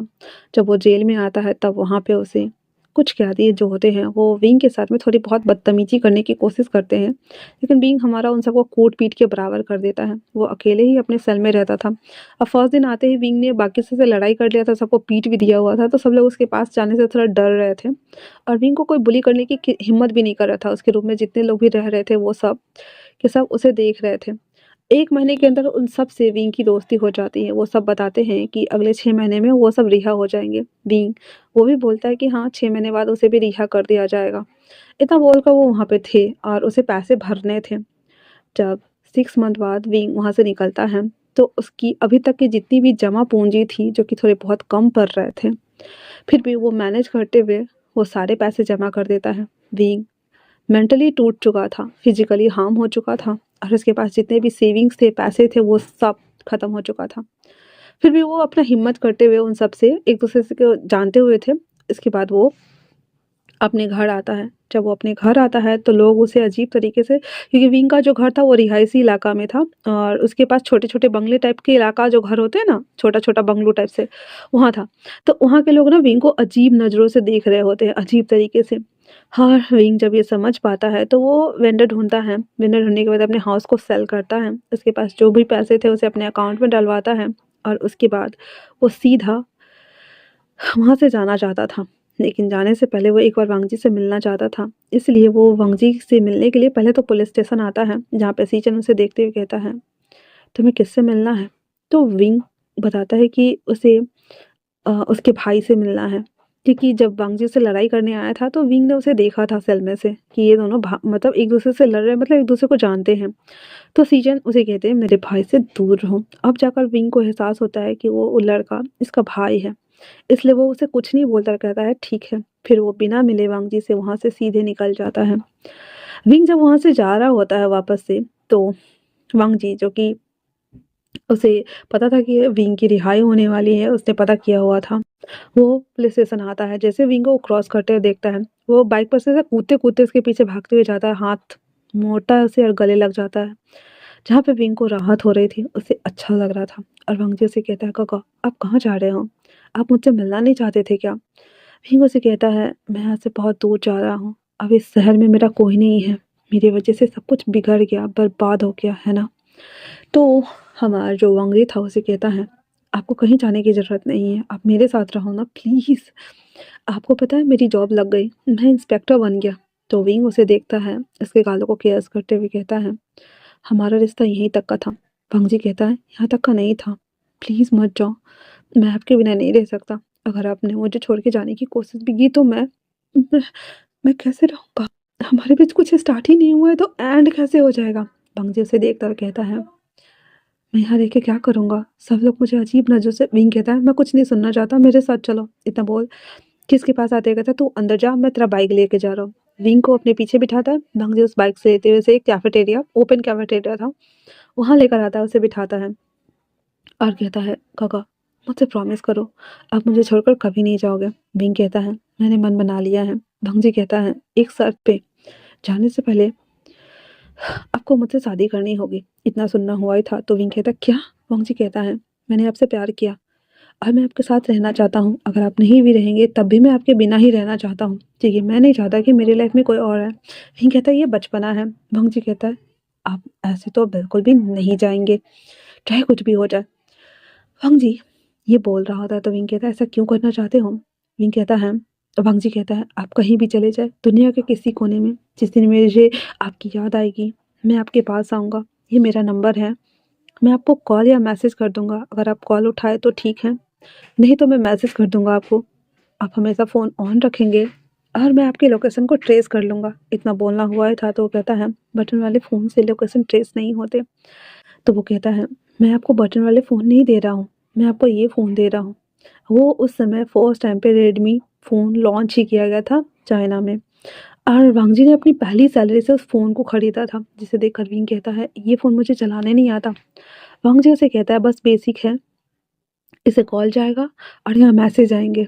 आपको बस ये 2 चीज़ जाननी है और कुछ भी नहीं।" इतना बोल वो फ़ोन का बॉक्स विंग के पास रख देता है और कहता है, "इससे पहले आपको मुझसे शादी करनी होगी, क्योंकि मैं आपके बिना नहीं रह सकता।" वहीं कहता है, "तुम्हें मुझ पे गुस्सा नहीं आ रहा कि मैंने इतना सब कुछ किया?" वांगजी कहता है, "नहीं, और मैं प्रूफ़ इकट्ठा कर रहा हूँ, एक-एक करके मैं उन सब की कंपनी पे क्लेम कर दूँगा और उन सबको मार दूँगा।" वांगजी की बात सुनने के बाद विंग कुछ नहीं बोलता है एंड देन उसके साथ जाता है मैरिज ब्यूरो, शादी करता है। फिर विंग उसे देखता है और कहता है, "क्या हुआ?" वांगजी कहता है, "मुझे आपके साथ वेडिंग नाइट मनानी है।" तो विंग कहता है, "दिन में?" वांगजी कहता है, "क्या फ़र्क पड़ता है? मैंने ऑलरेडी आपको देखा है।" फिर वांगजी की बात सुनने के बाद विंग कहता है, ठीक है।" फिर वांगजी और विंग आते हैं, एक होटल्स लेते हैं। वहाँ पे विंग और वांगजी फिर से अपनी वेडिंग नाइट को 2 जो के दिन था, तो वो मनाना स्टार्ट करते हैं। 3-4 राउंड के बाद वांगजी बहुत थक गया था, तो वो सो गया था। लेकिन विंग बार-बार वांगजी को देख रहा था। वो फ़ोन का बॉक्स और चार्जिंग लेता है प्लग और वहाँ से एक छोटा-सा चिट नोट छोड़कर चला जाता है। जैसे ही वंग जी की नींद रात के 9 बजे के आस-पास खुलती है, विंग उसके बगल में नहीं था। वो फटक से उठ के बैठ जाता है, इधर-उधर ढूँढता है, आवाज़ लगाता है पर वंग जी नहीं था। फिर विंग का दिया हुआ जो नोट था वो उसे लेता है, उठाता है जिसमें लिखा हुआ था, डियर तुम बहुत अच्छे हो। मैंने सोचा नहीं था कि मेरी लाइफ़ में भी कोई आएगा। मैंने कभी नहीं सोचा था। तुम्हें बता दूँ कि तुम मेरे पहले और आखिरी होने वाले हो। हाँ, मेरा भी वो उस दिन फर्स्ट टाइम था क्योंकि मैं जबकि जो कि चाइना में जानते ही हो लीगल नहीं है, इसलिए मैंने कभी ऐसे सोचा ही नहीं किसी के बारे में। लेकिन जब तुमने मुझे अप्रोच किया तो मैं खुद को रोक नहीं पाया। हम हस्बैंड्स रहेंगे हमेशा के लिए। थैंक यू मुझसे शादी करने के लिए। लेकिन अब मैं जा रहा हूँ क्योंकि मुझे शांति चाहिए अपने आप के लिए। ये बोलकर वहाँ पे छोटा-सा स्माइल बना हुआ था जिसे देखकर भंगजी चिल्लाते कहता, "वीगा, आपको नहीं जाना था। मैं आपके लिए प्रूफ़ ढूँढूँगा और मैं उन सबको ज़रूर सबक सिखाऊँगा।" इतना बोलते हुए वांगजी उस सीट को ना पकड़े हुए था और कहता है, "मैं आपके लिए कुछ भी करूँगा।" उस दिन से वांगजी धीरे-धीरे करके पहले तो वेन्स के खिलाफ सबूत इकट्ठा करना स्टार्ट करता है। जैसे-तैसे करके उस दिन के फ़ोटोज़, ऑडियो सबको रिकवर करता है, लेकिन क्या फ़ायदा होने वाला था? विंग ही नहीं था, किससे पूछकर वो केस करेगा? लेकिन फिर भी वांग जी ना ऐसे कई सारे सबूत और इकट्ठा करके कुछ लीगल नोटिस ना उसने वेन्स के खिलाफ बनाए और भेजा था। लेकिन जो वेन्स था ना, पैसे थे, पावर था पास में, उन सभी चीज़ों को दबा दिया था उन लोगों ने। और वांग जी इन 3 सालों में बस बहुत सारा मेहनत ही करता रह गया था। वहीं दूसरी तरफ वांग जी को जब भी विंग से मिलने का मन करता, धीरे-धीरे करके वांग जी ने भी फ़ोन ले लिया हुआ था। जब वो ले लेता है तो ऑब्वियसली लोकेशन ट्रेस कर सकता था उस नंबर से वो। उसके बाद वो उसे पता करता और उससे पूछता कि वो कहाँ है, लेकिन विंग कभी नहीं बताता। वांग जी खुद उस नंबर को ट्रेस करके वहाँ जाता और उसके साथ वो नाइट स्पेंड करता। और फिर उसके बाद वो वापस आ जाता, लेकिन पिछले 1 साल से 1.5 साल से जो हमारा विंग था back to the current position और सिचुएशन वो उस बोल सकते हैं हांगकांग के साइड वाले एरिया में जो कि रियान नदी था, वहाँ पे जो मठ था वहाँ पे वो रहता था और उसने सेलिब्रेसी को फ़ॉलो करने के लिए 2 साल का डिसिपल्स बनना चुना था। तो वांग जी ने ये सारी चीज़ें सोचते हुए शहर इन कर चुका था। जब वो घर आता है, पूरा घर अंधेरा में डूबा हुआ था। वांग जी सॉरी वो तो आके सो गया था। हाँ, तो वो ना सो गया हुआ था और ये सब कुछ सोचते हुए सुबह जब उठता है, तो वांग जी उसकी आँखों के नीचे बहुत सारा डार्क सर्कल्स हो गया था क्योंकि वो अच्छे से नींद प्रॉपर नहीं ले पाया था। और उसके बाद वो फ्रेश वगैरह होकर अपना वापस से और धीरे-धीरे करके वांग जी का पोस्ट ना अपग्रेड हो गया हुआ था। सारे ड्रेसेस वगैरह पहनने के बाद आता है जहाँ पे वहाँ पे सेन विल्लांग का केस था जिसे देख रहा था वो, उसके पिक्चर्स। विंडो के नीचे उसके दोनों पैर थे, नीचे उसका सर था, आँखें फोड़ दी गई थी, उसके प्राइवेट पार्ट को काट दिया गया था, बहुत बुरी तरीके से मारा गया था। वांग जी सोच रहा था आखिरकार ऐसा कौन हो सकता है जो सेन विल्लांग से पंगा लेगा या उसे मारना चाहेगा, लेकिन इतनी बुरी मौत ऐसे लगता है जैसे कि 7 से 8 सेकंड में इसे मार दिया गया हो सीधे खत से, बहुत ही तेज़ धार तलवार या फिर चाकू या फिर कुछ और। तभी क्रिस आते हुए कहता है, सर इधर आइए। वो लोग जब वहाँ पे जाते हैं तो कैमरास भी फ्लक्चुएट कर रहे थे और कुछ भी नहीं था। वांग जी कहता है सेम वैसे ही जैसे कि वेन्स को मारा गया था और साथ में उन तीनों इन्वेस्टर्स को भी, है ना? तो कहता एक-एक करके ये पाँचों मर चुके हैं और सन वल्लांग भी मर चुका है, बस उनके 2 बेटे वेइनशू और वेइनचाओ ही बचे हुए हैं, अब हम क्या करें? तो कहता है इन दोनों के ऊपर नज़र रखो क्योंकि जो कोई भी है वो इन्हें टारगेट कर रहा है। कहता है सर यही नहीं, जितने भी प्लेयर्स को निकाला गया था, उन प्लेयर्स में से तो 2-3 लोगों ने आत्महत्या कर लिया था सर, लेकिन बाकी जितने भी बचे हुए थे ना, वो सब भी गायब है, पता नहीं सर कहाँ हैं? वंग जी कहता है आखिरकार कौन हो सकता है इस सब के पीछे? फिर अपने मन में कहता है दी क आप तो मठ में हैं, सच में आप सेलिब्रेसी ही फॉलो कर रहे हैं ना या कुछ और? अगर आप हैं तो प्लीज़ रुक जाइए क्योंकि मैं दोबारा आपको खो नहीं सकता। मैं बस आपके 2 साल पूरा होने का वेट कर रहा हूँ ताकि मैं उसे वापस आपको अपनी दुनिया में कैसे भी करके ले आऊँ। बस बहुत हो गया। इन 3 सालों से मैं बस आपको ढूँढने की कोशिश ही कर रहा हूँ हर जगह। ये बोलते हुए वांग जी खड़ा था तो क्रिस कहता अब हम क्या करें सर? वो कहता जैसे जाता है केस वैसे जाने दो। हमें क्या करना है? हमें कुछ नहीं करना है। हम बस इस पे काम करेंगे। इतना बोलकर और वो पूछताछ करने के लिए चला जाता है। तो जो हमारा भंगजी था अपने इस केस में लगा हुआ था। वहीं हम दूसरी तरफ देखते हैं विंग दूसरे दिन भी अपने सेलिबसी को फॉलो कर रहा था। उसने भी आज मॉर्निंग में ही सुबह में ही 8 घंटे के लिए पानी में खुद को डाला, शुद्धिकरण की प्रक्रिया स्टार्ट की, जो कि हमारे वांगजी ने 3 बार 4 बार राउंड कंप्लीट किया था। तो उसका लंबा चलने वाला था, कम से कम 1 मंथ। विंग जब भी पानी में जाता उसे वो सारे फ्लैशेस याद आ जाती। वो परेशान हो जाता था। उसे समझ में बिल्कुल नहीं आता था कि क्या हो रहा है, क्यों हो रहा है, किस लिए हो रहा है। लेकिन फिर भी वो अपने सिलेबस को फॉलो कर रहा होता है। ऑलमोस्ट भंगजी और विंग दोनों को अपने अपने कर्मों का हिसाब करते हुए 15-20 दिन से ज़्यादा हो चुका था। भंगजी को अभी तक ऐसा कोई सुराग ही नहीं मिला था जिससे कि वो पता कर सके कि आखिरकार इसे किसने मारा है, किसने, जो कि इतना तेज धार तलवार के साथ में इसे मार दिया। वहीं दूसरी तरफ विंग अपनी सारी जो भी था उस वो ख़त्म कर चुका था। लास्ट दिन था वो जब उस पानी से बाहर निकलता है। एक डिसिपल्स आते हुए कहता है सर। विंग उसे देखते हुए कहता तो कहता है आखिरकार हम लोग यहाँ कब तक रहने वाले हैं। विंग कहता है बस कुछ दिन और। इतना बोलते हुए वो अंदर आता है, जहाँ पे आते हुए कहता है हमारी दीक्षा समाप्त हो गई है, हम लोग यहाँ से जाना चाहेंगे। वो मास्टर कहता है क्या सब जाना चाहते हैं, एक बार पूछ लो। तो विंग कहता है जी। फिर वो बाहर आता है जिसमें से 7 थे। वो उन 7 से कहता है क्या तुम लोग यहाँ रहना चाहते हो या वापस जाना चाहते हो उस दुनिया में। जहाँ पे वो 7 उसे देखते हुए कहता आप जहाँ जाना चाहेंगे हम वहीं जाएंगे। विंग कहता है ट्रेनिंग ग्राउंड में चलो, और आकर वहाँ पे वो लोग तलवार चलाना और ताइची करना सीख रहे होते हैं। जहाँ पे विंग ऐसे डंठल पे जाके ताइची कर रहा होता है और देन अपने आप को ऐसे उसमें झोंकते हुए याद कर रहा होता है कि कैसे उसने उन सबको मारा। और ये देखते हुए जब वो याद कर ही रहा होता था, पीछे से आते हुए कहता है मैं यहाँ से नहीं जाना चाहता सर। विंग उसे देखते हुए कहता है और वो क्यों। कहता है बाहरी दुनिया के लोग बहुत बुरे हैं, आपने कुछ नहीं किया, फिर भी आपके साथ साथ हम लोगों के ऊपर इतना गलत इल्ज़ाम लगा।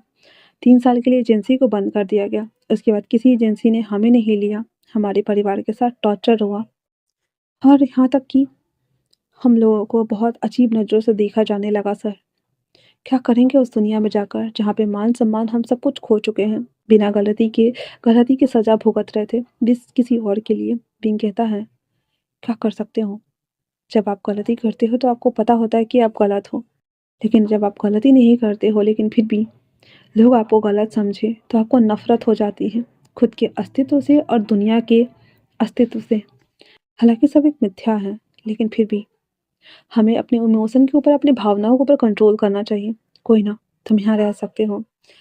तो दूसरा उसे कहता है आपने मन बना लिया है कि आपको जाना है।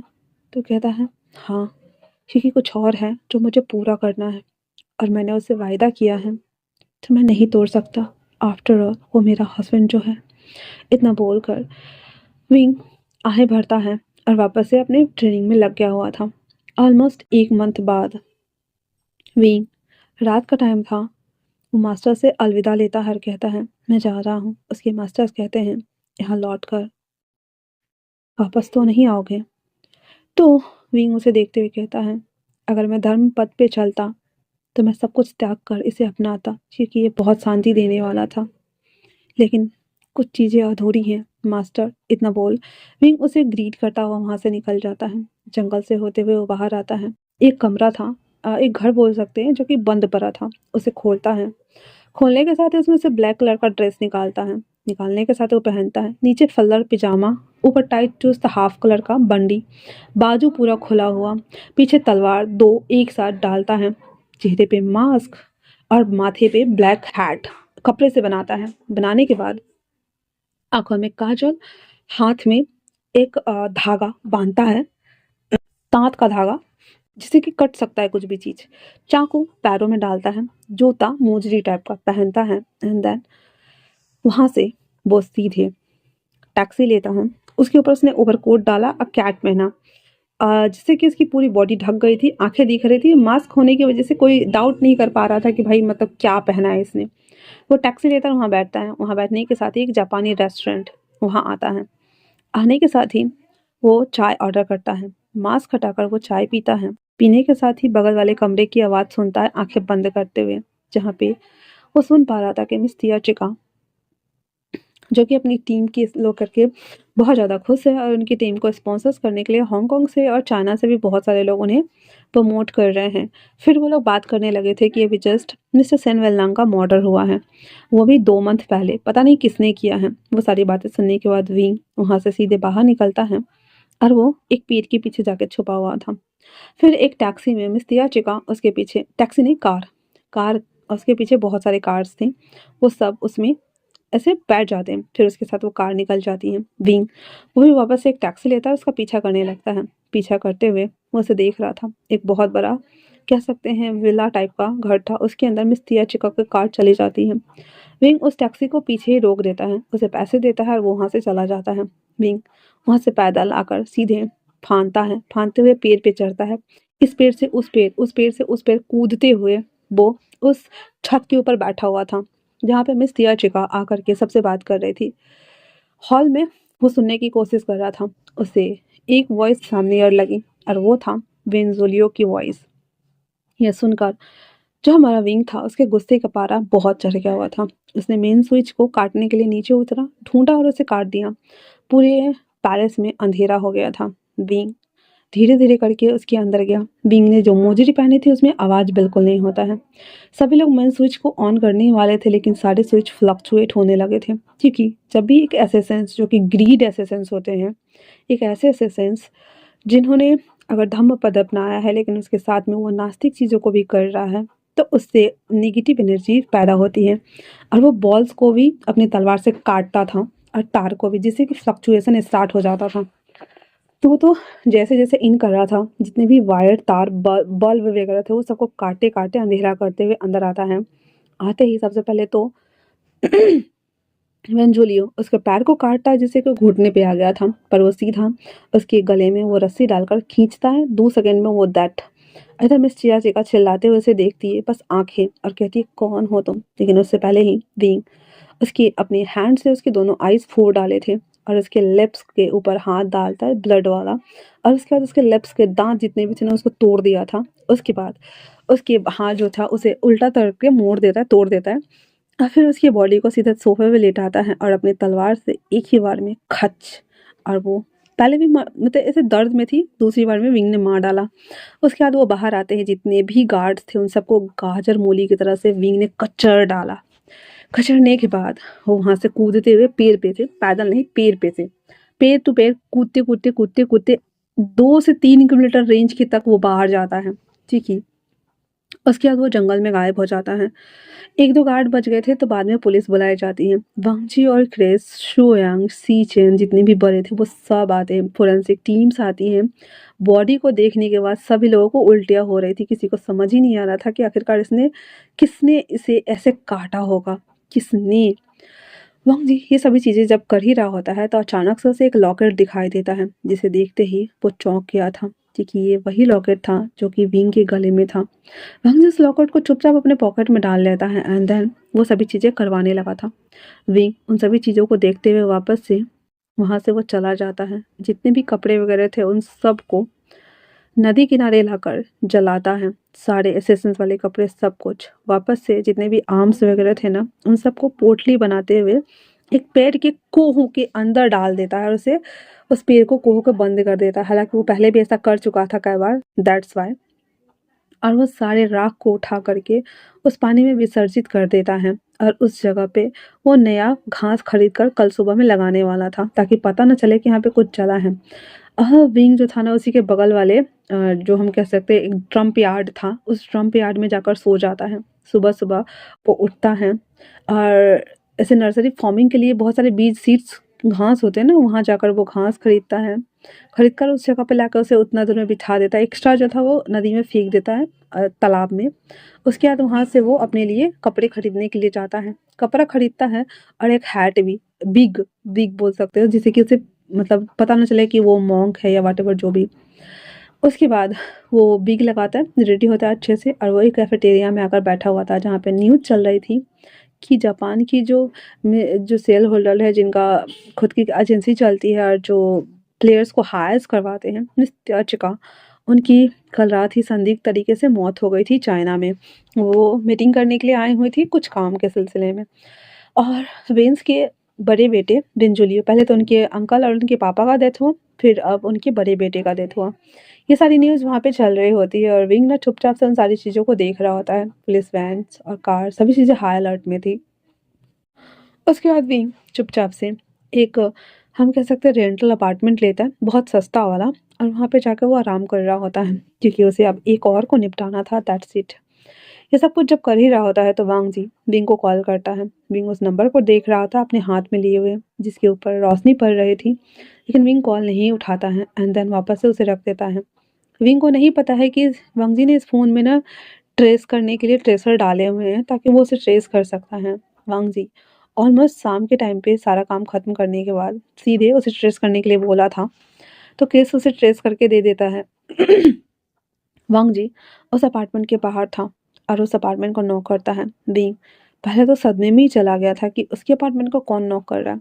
फिर वो सोचता है कि हो सकता है रूम वाला हो या कोई हो। जैसे ओपन करता है सामने वांग जी को देखता है। बींग रूम बंद करने ही वाला था कि वांग जी दरवाजा ऐसे धक्का देते हुए खोलता है और कहता है, वी काका, आप यहाँ क्या कर रहे हैं और आपने अपना हुलिया क्यों बदला है? हाँ। विंग उसे देखते हुए कहता है, वो हाँ हाँ, मैं तुमसे मिलने आया था वांग जी। अब मैं मॉन्क बन के आता तो तुम्हें अच्छा नहीं लगा? आई मीन कि लोग क्या बोलते हैं? हाँ, कि देखो पुलिस वाले से एक मौका मिलने आया है, किस लिए?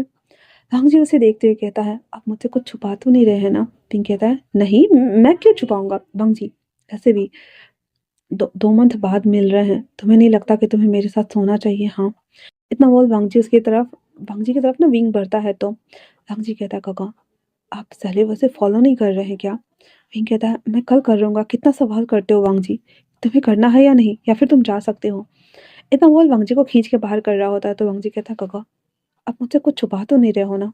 अगर छुपा रहे हो तो प्लीज़ मुझे बता दो, इससे पहले कि बहुत देर हो जाए। विंग कहता है, कुछ देर नहीं हुई है, समझे ना? और दूसरी बात ये कि तुम आए हो मुझसे मिलने के लिए, तुम्हें पता कैसे चल जाता है कि मैं कहाँ रहता हूँ? हाँ। फिर वो कहता है, इस फ़ोन में तुमने ट्रेसर डाला हुआ है? तो वांग जी से कहता है, हाँ। विंग कहता है, वांग जी ऐसा नहीं करना चाहिए था तुम्हें, तुमने गलत किया। मैंने तुम पे भरोसा किया और तुमने। तो कहता है, क्या करता मैं? आप मुझे बताते ही नहीं हो कि आप कहाँ हो, लोकेशन भी बंद कर देते तो कैसे पता करूँ मैं? तो वांग जी ना, क्योंकि विंग ना अपना लोकेशन फ़ोन से ऑफ कर दिया हुआ था, उसके बावजूद भी वांग जी उसे ढूँढ लिया हुआ था, दैट्स व्हाई। तो विंग कहता है, ठीक है, मैं सोना चाहता हूँ, प्लीज़। इतना बोल करके वो वांग जी को ऐसे ना ऐसे प्लेस करता है, जैसे कि वांग जी आधा अनकॉन्शियस हो गया था। वांग जी कहता है, वीक होगा। विंग कहता है, हिलो मत वांग जी, तुम्हें दर्द होगा। फिर उसे बेड पे लेटाते हुए धीरे-धीरे उसके कपड़े उतारते हुए अपने आप को खुद से उसे कनेक्ट करते हुए उसके ऊपर आते हुए ऐसे कहता है, तुम जानते हो मैं तुम्हें बहुत मिस करूँगा। वांग जी धीरे से कहता है, काका प्लीज़ ये सब करना बंद कीजिए। वांग जी जब ऐसे बोल रहा था विंग कहता, मत बोलो, ठीक है ना? मत बोलो, आराम करो तुम। हुँ? आज मैं सब कुछ करने वाला हूँ। इतना बोल विंग उसके साथ इंटीमेट हो रहा था, धीरे-धीरे करके सब कुछ करते हुए।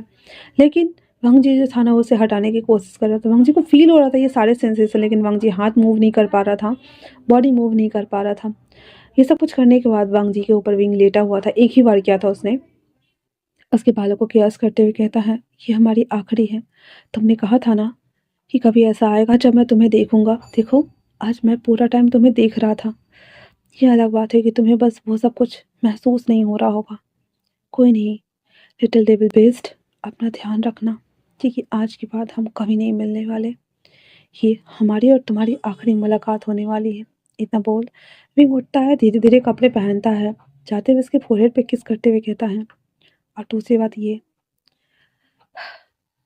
मेरे जाने के बाद अपने आप को माफ़ कर देना, क्योंकि मेरी ज़िंदगी यहीं तक थी। इतना बोलते हुए विंग वहाँ से निकल जाता है। वांग जी धीरे से कहता है, काका, काका मत जाइए काका, प्लीज़ मत जाइए काका, काका। लेकिन वांग जी की बॉडी उठ ही नहीं रही थी, क्योंकि विंग ने उसे पैरालाइज्ड कर दिया हुआ था अपने हैंड गेस्चर की वजह से। विंग वापस से बस एक मास्क लगाता है और कुछ भी नहीं, और वहाँ से वो चला जाता है वेन चाओ के पास। वेन चाओ जो कि अपनी गर्लफ्रेंड के साथ में घर में ना बेड में बैड सीन क्रिएट कर रहा होता है कि अचानक से विंग उसके रूम में आते कहता, उप्स, मैंने गलत टाइम पे एंट्री मारी ना। कोई नहीं, और तुम यहाँ से जा सकती हो। जल्दी से उसकी जो गर्लफ्रेंड थी वांग लिंगजाओ भाग जाती है बाहर। वेंजाओ कहता है, कौन हो तुम?" विंग अपना मास्क उतार देता है तो वेंजाओ से कहता है, तो तुम, मुझे लगा नहीं था कि इन सब के पीछे तुम हो। विंग कहता है, क्यों नहीं लगा? मेरे नहीं लगने की वजह से तुम्हारे पिता ने मेरे साथ क्या करने की कोशिश की तुम्हें पता है? वो अपने 3-4 बंदों को लेकर आए थे मेरे साथ सोने के लिए। कैन यू इमेजिन कि वो मेरे साथ गलत करना चाहते थे? तो मैंने उन्हें ठिकाने लगा दिया। और सन वेनलांग, वो मेरा बॉस था और मुझ पे हुक्म चला रहा था। उसने मुझे गलत करने के लिए कहा, जो कि मैं नहीं कर सकता था। उसे पता था कि मैं एक एक एक ईमानदार इंसान हूँ, पर उसने मुझे गलत करने के लिए कैसे बोला? बस साथ में मुझे पैसे भी दिए, 3 मिलियंस। अब बताओ यार, मैं पैसों की वजह से बिक जाऊंगा क्या? तो मैंने उसे भी टपका दिया। तुम्हारे भाई जिसने मेरे साथ बदसलूकी की थी, तो मैंने उसे बहुत हल्की मौत दी है, क्योंकि मेरे इतने सारे प्लेयर्स उन्होंने आत्महत्या कर लिया। तुम्हें नहीं लगता उनका हिसाब कौन करेगा वेंचाओ? हाँ, कौन करेगा? वेंचाओ उसके पास आते हुए कहता, देखो, तो तुम्हें पैसे चाहिए, कुछ और चाहिए? मैं कहता है, वो सब कुछ नहीं चाहिए, एक काम करना है तुम्हें।" इतना बोलकर वो अपना फ़ोन निकालता है, सामने ऐसे रिकॉर्ड करते हुए कहता है, "सब कुछ बोल दो, मैं तुम्हें छोड़ दूँगा।" विंचो कहता है, "सच में ना?" फिर कहता है, पक्का, पक्का, पक्का छोड़ दूँगा। अगर तुम नहीं कर पाओ तो फिर बाकी की तरह तुम्हारा भी हश्र होगा।" विंचो कहता है, ठीक है।" फिर वो बोलना स्टार्ट करता है, "ये सारी प्लानिंग मेरे डैड की थी। मेरे डैड थे जो तुम्हें हटाना चाहते थे, तुम्हारे साथ में गलत किया, साथ में सेनवेल लांग ने भी गलत किया। ये सब कुछ" वो धीरे-धीरे करके बोलना स्टार्ट कर देता है। बिंग उन सभी चीज़ों को रिकॉर्ड करने के बाद फ़ोन अपने पॉकेट में डालते हुए कहता है, शुक्रिया।" तभी वेंचर कहता है, अब मुझे नहीं मारोगे ना?" विंग कहता है, "नहीं, नहीं मारूँगा। तुमने कुछ नहीं किया, इसलिए तुम्हें छोड़ देता हूँ। वैसे भी तुम कभी इस सब में इन्वॉल्व थे ही नहीं।" इतना बोल विंग जैसे कूद के जाता है। वेंचर ना नीचे भागकर आते हुए सबको कहता है कि बाहर वो आया था मुझे मारने के लिए, उसे पकड़ो। अब बाहर जितने भी बॉडीगार्ड्स वगैरह थे वो सब विंग के पीछे पड़ जाते हैं। विंग ने तो अपनी तलवार भी छुपा दी थी पेड़ के खोह में, वो लेके भी नहीं आया था और वो अकेले कितना देर तक फाइट कर सकता था, पर फिर भी वो फाइट करना स्टार्ट करता है। धीरे धीरे करके सबको अधमरा करते हुए जैसे ही सड़क पे जाने का होता है कि अचानक से उसे एक गोली लग जाती है, और वो गोली किसी और ने नहीं बल्कि वी इंचाओ ने ही मारी थी। जिसे देखते ही कहता है, मेरे डैड को मारा तुमने? हाँ, और तुम्हें लगता है कि मैं तुम्हें जिंदा जाने दूंगा? एक और गोली लग जाती है जो उसके चेस्ट के आर पार चली जाती है। इधर जो हमारा वांगजी था, वो जैसे तैसे करके हिम्मत करते हुए अपना फ़ोन लेता है, पुलिस स्टेशन कॉल करते हुए कहता है, काका, हेल्प हेल्प मी। सीजन तो पहले घबरा गए थे कि कहाँ हो तुम भाई? फिर वो कहता, मैं फ़ोन, लोकेशन। इतना बोल का फ़ोन ऐसे ना पटक देता है, क्योंकि रिसीवर वाला फ़ोन था जो होटल से किया था वांगजी ने। फिर जब उसे देखने के लिए आता है सीजन की, भाई तुम्हारे भाई के साथ क्या हुआ? मेरे भाई के साथ। वांगजी की हालत, कपड़ा पूरा उतरा था, नेकेड था। वांगजी को ऐसे हालत में देखकर सीजन कहता है, वांगजी क्या हुआ है तुम्हारे साथ? जल्दी से उसे वैन में डाला जाता है और उसे एंटीडोट दिया जाता है। ऑलमोस्ट 20 मिनट में उसे होश आता है। वांगजी ऐसे कहता है, वेंचो के घर चले। तो सीजन कहता है, क्या हुआ है तुम्हें? कहता है, मुझे कुछ नहीं हुआ है, मैं बिल्कुल ठीक हूँ।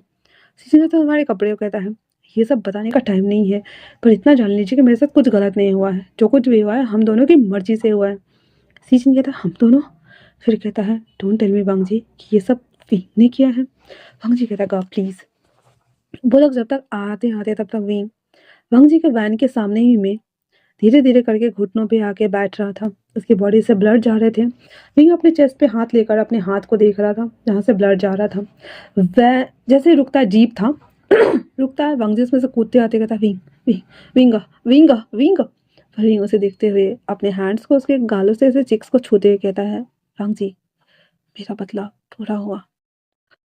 ने कहा था कि कभी मैं तुम्हें एहसास करा पाऊंगा, अगर नहीं करा पाता तो इतना सब कुछ बुरा होने के बाद जब तुमने कहा कि हमें शादी करनी है, मैं तुमसे बरा था, शादी नहीं करता, लेकिन मैं चाहता था कि मेरी भी फैमिली हो। जी, मुझ पे भरोसा करने के लिए थैंक यू सो मच। इतना बोलना हुआ था तो वांगजी कहता है, काका काका प्लीज काका। तभी वेन चौ जो कि विंग को एक और सूट करने वाला था, वांगजी फटक से विंग को ऐसे ना खींच के ऐसे दूसरी तरफ करता है और वो गोली सीधे वांगजी के हार्ट में लग जाती है। वांगजी उसे देखते हुए कहता है, काका अब ठीक है ना? सीजन चिल्लाते हुए आता और कहता है, वांगजी। और वो ना सीधे वेंचो को सूट कर देता है माथों के पीछे बीच। लेकिन इधर वांगजी विंग को लिए हुए था, उसकी बॉडी से खून जा रहा था, लेकिन फिर वो विंग से कहता है, काका काका काका, हाँ हाँ हॉस्पिटल, हाँ, कोई कोई एम्बुलेंस एम्बुलेंस बुलाओ, कोई कोई कॉल करो डॉक्टर को। वांगजी जब ये बोल रहा था उसकी भी सांसें रुक रही थी। विंग उसके चेस्ट को देखते हुए कहता है, तुम्हें पता है मैंने सेलिब्रेसी क्यों क्यों फॉलो किया? मरने के बाद मैं तुमसे मिलना चाहता था। पता नहीं मैं मिल पाऊंगा या नहीं, हमारा रिवर्थ होगा या नहीं, पर मैं चाहता हूँ कि जब भी मेरा रिवर्थ हो तो मेरे हस्बैंड बनो। इतना बोलते हुए विंग अपनी आंखें बंद कर देता है। वंग जी चिल्लाते हुए कहता है, हाँ हाँ, इस दुनिया जहान में जितने भी रिलम्स है उन सब में जितनी बार भी हमारी मौत होगी और हम जुदा होंगे उतनी बार हम मिलेंगे और हमारा पुनर्जन्म होगा और हम फिर से वापस से एक हो जाएंगे। गगा गगा।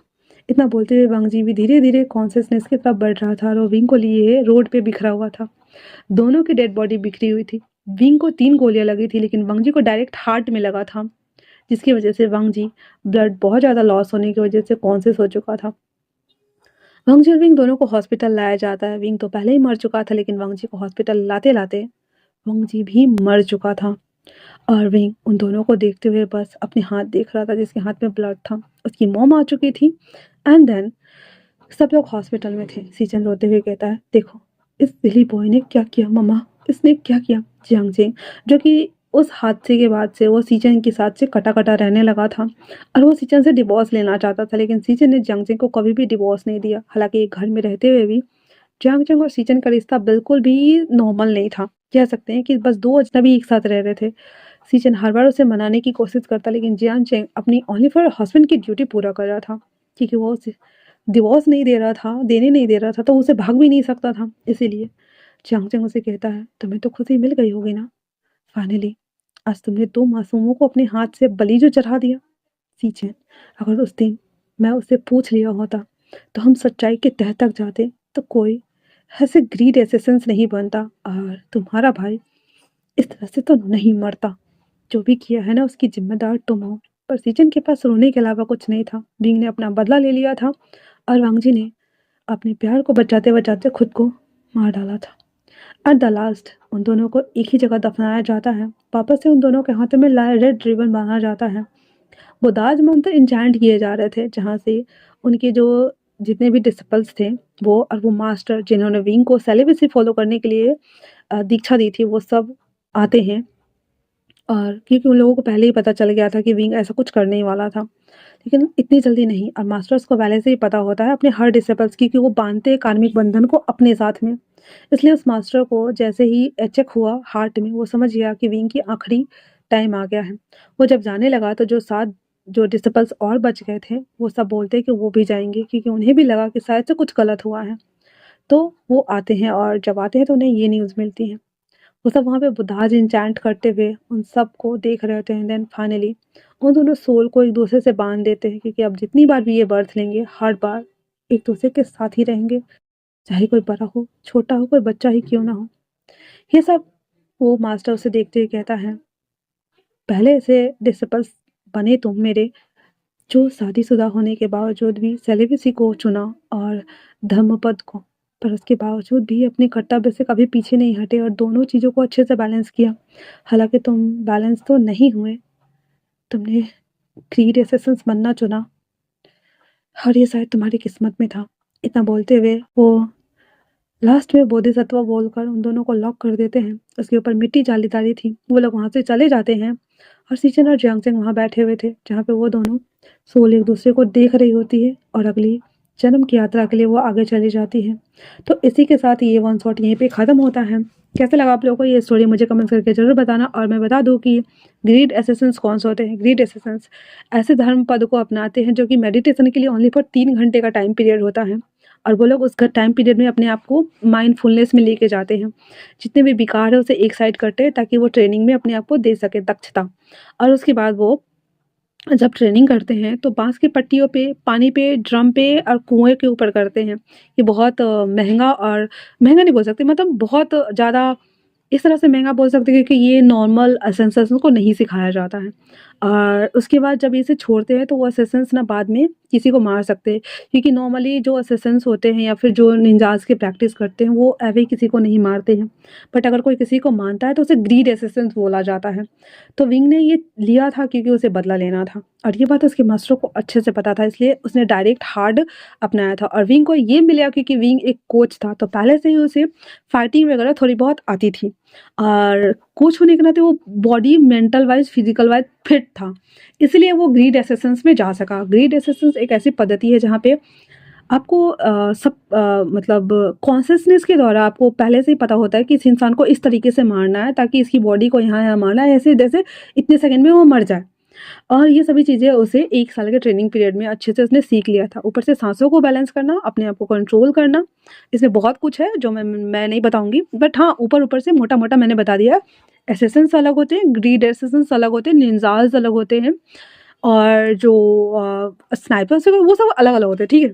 तो जो विंग था हमारा वो ग्रीड एसेसेंस था, दैट्स व्हाई वो इस तरीके से इन सबको वो मार पाया था, क्योंकि नॉर्मली एसेसेंस अगर ये करते हैं तो उन्हें सालिवेसी फॉलो करने नहीं दिया जाता है, और वो धम्मपद को भी नहीं चुन सकते हैं क्योंकि उन्हें निष्कासित कर दिया जाता है, वो जिस भी पाठशाला में जाते हैं ये सभी चीज़ें सीखने के लिए वहाँ से। लेकिन विंग ने पहले ही मन बनाया हुआ था, दैट्स व्हाई उसे इस पद्धति में डाला गया था, ठीक है? और ऐसी जगह को उसने चुना था जो उन्हें डार्क एंटिटीज़ की तरफ लेके जा सके, क्योंकि हर बार जब वो ऐसा करता था तो कुछ रिचुअल्स उसे फॉलो करने पड़ते थे, दैट्स इट, ओके। तो फाइनली ये 1 शॉट्स यहाँ पे ख़त्म हो जाते हैं। तो कैसा लगा आप लोगों को ये मुझे कमेंट्स करके ज़रूर बताना। मिलते हैं नए वाले में, तब तक के लिए थैंक्स फॉर वॉचिंग।